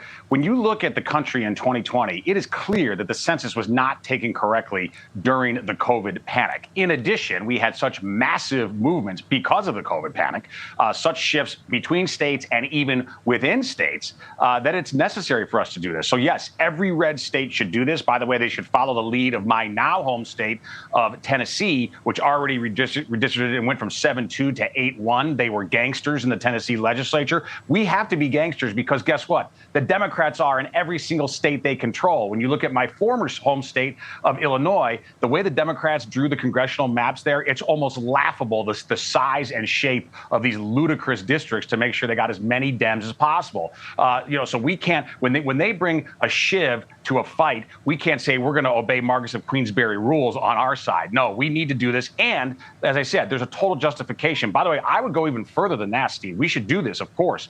But I think there should be another national census. The Constitution does not preclude that. It says you have to have a census at least every 10 years. But we could do another national census. 2020 wasn't done right because of the COVID panic. And it also wasn't done right because we counted illegals. And illegals should not count in the census. So I think we should do it again nationally as well. Steve Bannon and Stephen Miller put in, remember, we had this big fight with Commerce, had a big fight in the courts. They support us. Absolutely should not count illegal aliens, particularly as many illegal aliens came across in Biden. I agree. So talk to me, what do we need to do to get a census, a mid-year census, a mid-decade census? Because it says it's got to be done at least every 10 years. Nothing precludes us because the big demographic shifts. We're talking about picking up, just in 2030 alone, I think they're talking about 12 seats. Just in the demographics of going to Florida and the South, Tennessee, North Carolina, and in Texas, sir. Your thoughts? Right. Exactly. So all those states you just mentioned are going to pick up seats, South Carolina, all of them. And President Trump, in terms of the legality here, he doesn't have to do anything other than use his pen. We don't have to go get a new law. He can order a new census. Now, clearly, it would get challenged in the courts, so we know we'd have to be ready for that fight, of course. But again, he'd be on solid constitutional and logical ground here, that there is a significant reason to redo the census. Nothing in the Constitution says that we can't do it more often than every 10 years. And if we do it right now, and we exclude the illegal aliens, I mean, do you know what that will do to the California delegation if we're not counting the illegals who clearly should not be counted, not constitutionally, not by tenets of justice, not by just logic? If we do that, it would be incredible. And I hope President Trump's at least considering it. Talk to me about, I want to get you on about this Obama film. And one of the reasons President Trump, I mean, it's unprecedented, obviously. He's sitting there saying, hey, this guy's head of a coup, tried to take me out. We've got the receipts now. It's all about, is DOJ got the capacity to they've called the strike force. You got to get on with it. I'm going to play the clip on the other side. But just the entire thing with Obama. And, dude, you sent me the first picture, and the other people have been sending, I guess there's new pictures coming out. What in the hell is this brother doing in the south side of Chicago? What is he building? That thing is, it looks like the Reichstag. It's insane. What is that? Yeah. I mean, I'm laughing because it's ridiculous, okay? But it's also sad. And there's a tweet from Laura Ingraham, who's kind of got this topic going today on social media. By the way, that's almost done. So please don't think that, that's just so under construction. It looks nothing like the final product. No, if you look at the drawings, that's finally getting close to done. And by the way, when I say getting close, 5 years late, 3 times the initial budget. It was $300 million out of the gate. It's almost $1 billion with a B, almost $1 billion now. By the way, Chicago, and as a native Chicagoan, we are so proud of our architecture. Chicago is the home of modern architecture. It's the center of American architecture in many ways. This hideous monstrosity, this monument to Obama's ego, it's not just disgustingly ugly, which it is. It's also completely out of scale because it's in the middle of Jackson Park on the south side of Chicago, near the University of Chicago. Nothing close to this magnitude, to this size, is anywhere near it. So the scale, the aesthetics, it's this brutalist architecture, which I think, Steve, is meant to intimidate you. I don't think that's an accident, that it's ugly and brutal. Again, I think there is a message being sent there.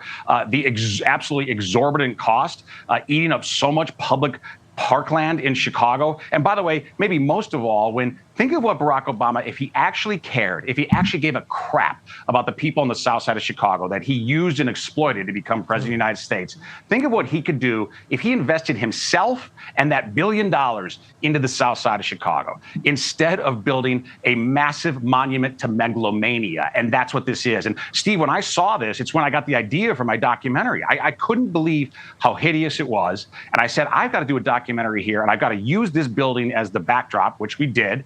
Because I think once we show America, and once we show, a lot of Chicagoans even aren't aware of this. And people in the Chicago suburbs, by the way, like a lot of big cities, they don't even go downtown anymore because it's too dangerous, right? So they don't know what's going on down there. So I think it's important. I'm glad Laura Ingraham is showing it to people. I'm showing it to people in my documentary. And I think it's sickly is representative of Obama, actually. Hang on one second. We're going to go to a short commercial break and play your trailer on the other side.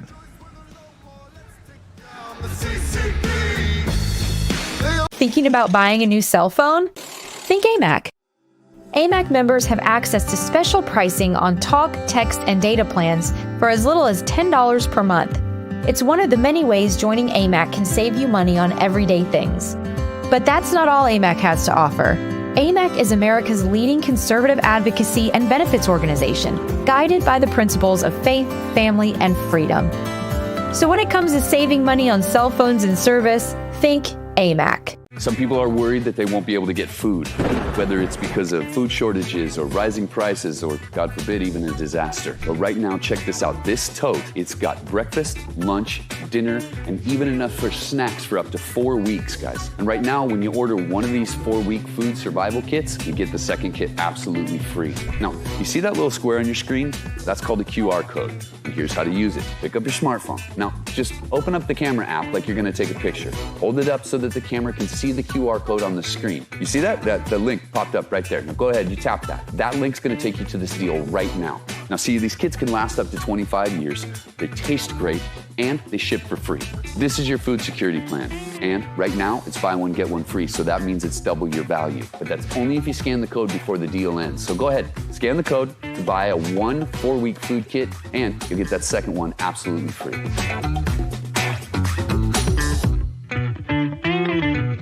Tired of the hassle and high costs of selling a home? We can help.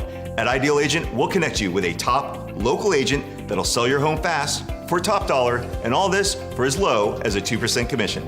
We got the top dollar for our house and the lowest commission that I could have imagined. The house sold in 2 days. It was so exciting for us. Ideal Agent is available nationwide, there's no obligation, and best of all, our service is completely free. Call today or visit idealagent.com.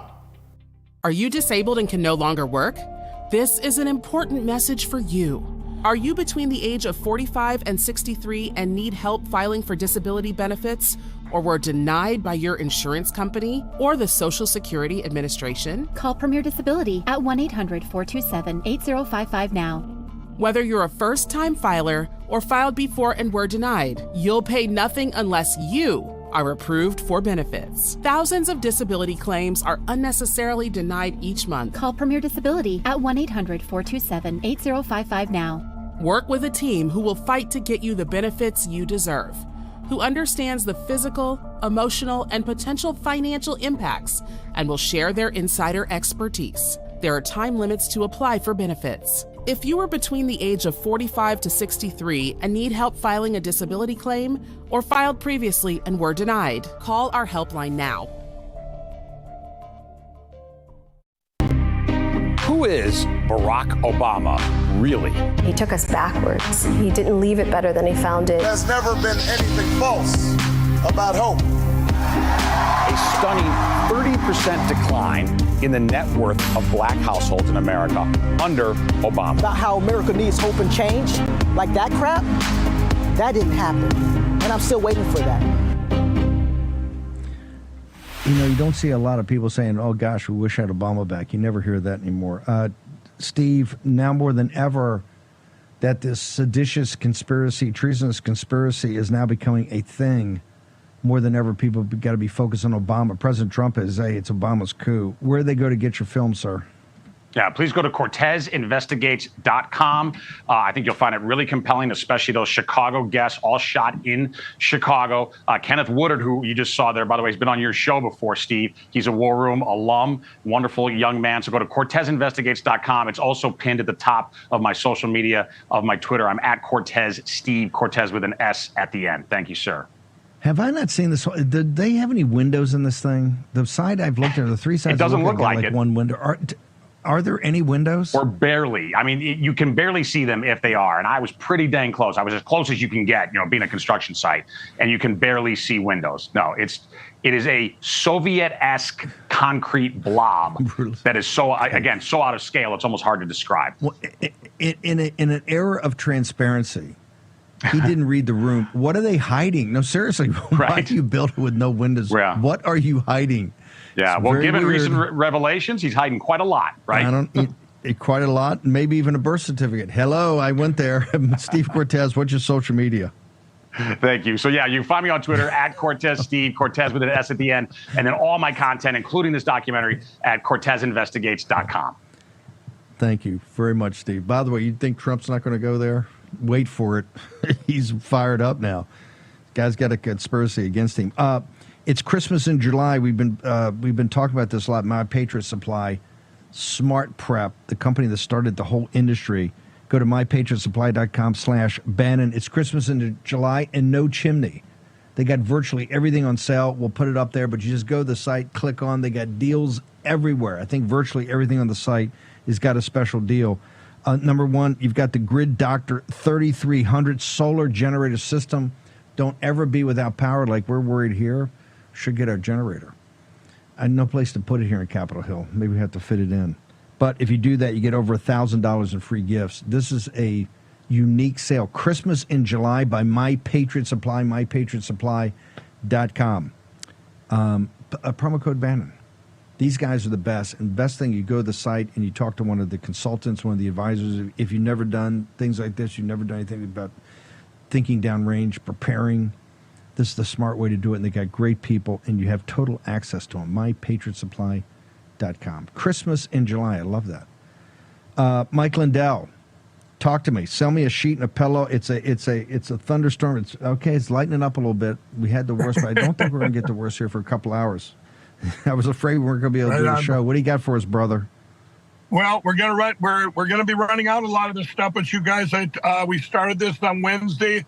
I have one outlet store in the United States, and it's in Minnesota, and we've never done this before, but we took the items from there. We brought it just to the War Room Posse. You guys get the outlet sale, everything that's on sale there. Go to the website, go down, click on Steve, and take that War Room promo code and go through. We've got mattress toppers, mattress pads, travel pillows. We have bed pillows, couch pillows, pet beds, slippers, slides, and sandals, kitchen towels, bath mats, bath towels, men and women's clothing, all the stuff they're either closing out or we're overstocked on them. And so this is what we usually put in our outlets. So we've got all the old Bible pillows that we had with the covers, the Go Anywhere pillows, but there's the clothing line. There's over 200 products there. Most of them are still there. They're going to be out in the next couple days. So we get it. It's just for the War Room Posse, you guys, and people that come and visit the outlet store. So use that promo code War Room and have a great shopping experience, I'll tell you. And then if you order $100 or more, or $75 or more, I'm going to give you over $100 in free digital gifts. So call 800-873-1062. Tell them you're from the War Room Posse. Talk to my operators. They'll help you. They'll help you shop right online too. They'll tell you about each product if you have questions, and use that promo code War Room for the biggest discounts in history, up to 80% off. Mike Lindell, thank you. See you in tomorrow morning show. Ben Harnwell is going to follow me here at 6. Stick around. It's going to be an amazing show. Already the engine room. Boy, you folks were on the trigger. Sending me a couple, 3 things about birth certificates. Okay, let's not go. Listen, I'm just saying. I'm throwing it out there. Here's what's quite obvious. They always thought Hillary was going to win. They never even dawned on them that Trump would. And so they were in panic mode after we won in the come from behind in 16. Now, why is that? Of course, Trump is going to have to go to the deep state, they know that, but it wasn't as pronounced as we're talking about it over the last couple of years and sealing the 2020 election. I mean, now they know they're coming for us. So why were they so panicked? Hey, I don't know. Maybe they're concerned about people getting into the records and checking out, I don't know, some legitimacy of some folks. Far be it from me to say that. But isn't it interesting? I think we can make the case that the last 2 Democrat presidents, in fact, the Democrat presidents of the 21st century, I think they have big questions about their legitimacy. Yes, I went there. We know Biden was just put in by the regime, right, by the deep state. No doubt about that. The laptop from hell, all of it. It's all got to come out and be adjudicated. We just can't be talking on talk shows and shows like the War Room. This is why we need the Justice Department to step up. We got to get a process here. We got to get top people, all the information. Reverse of Obama's. This thing in Chicago is weird. I knew when they first started building, I said it looks strange, but man, now that it's up, just don't take it from me. Look with your own. See what you see, baby, on a Friday in July, on a rainy Friday in the Imperial Capital. Absolutely amazing. Absolutely amazing. Birch Gold, we're going to say tomorrow morning, Judy Shelton's going to be with us. We're going to break down capital markets. Judy's going to talk about gold versus the dollar fiat currency. Don't miss that. birchgold.com/Bannon, end of the dollar empire. We're working on the 8th, and I can actually add tonight. I think we're working on the 9th also. We sketched out that. We've got a whole series we're going to do on this thing. It's been so powerful for you. birchgold.com/Bannon, end of the dollar empire, and get in touch with Philip Patrick and the team now more than ever. Stick around for a lit second hour on a Friday. Ben Harnwell, I will see you back here 10 a.m. Eastern Daylight Time tomorrow morning on a show that's going to be on fire when you're back in the war room. Friend, do you remember when it felt good to withdraw your cash from the bank, to expand a business, go on vacation?